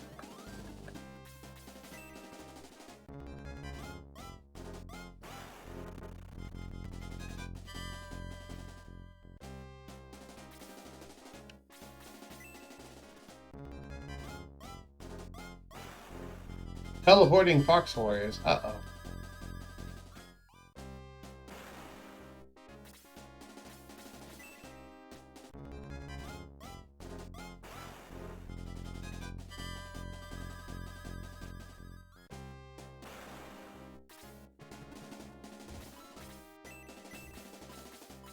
I can hear my computer starting to complain. Fine, computer.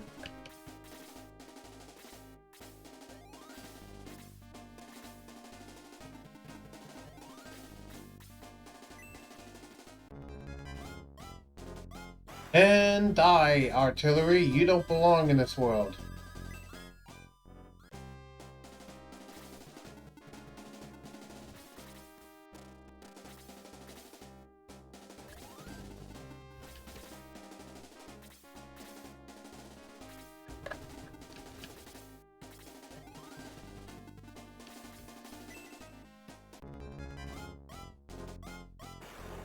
And the dog is dead.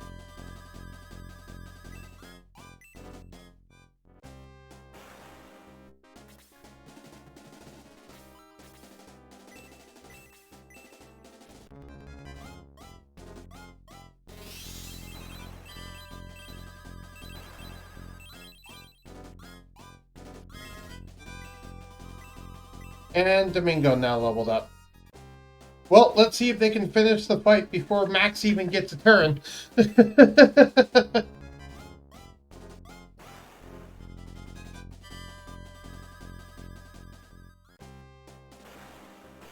Yes, they managed to finish the fight before Max even got a turn. So, I have to regress out the moment Max gets a turn, but guess what? Max didn't get a turn, so I got to finish it. And this is where we are going to end the stream in this brand new place. Thank you everybody for watching. I hope you enjoyed. Twitch chat, stick around, because I'm going to go raid somebody. But for YouTube, thank you for watching some more Shining Force on some Nostalgia Tuesday, which will be moving to Wednesday.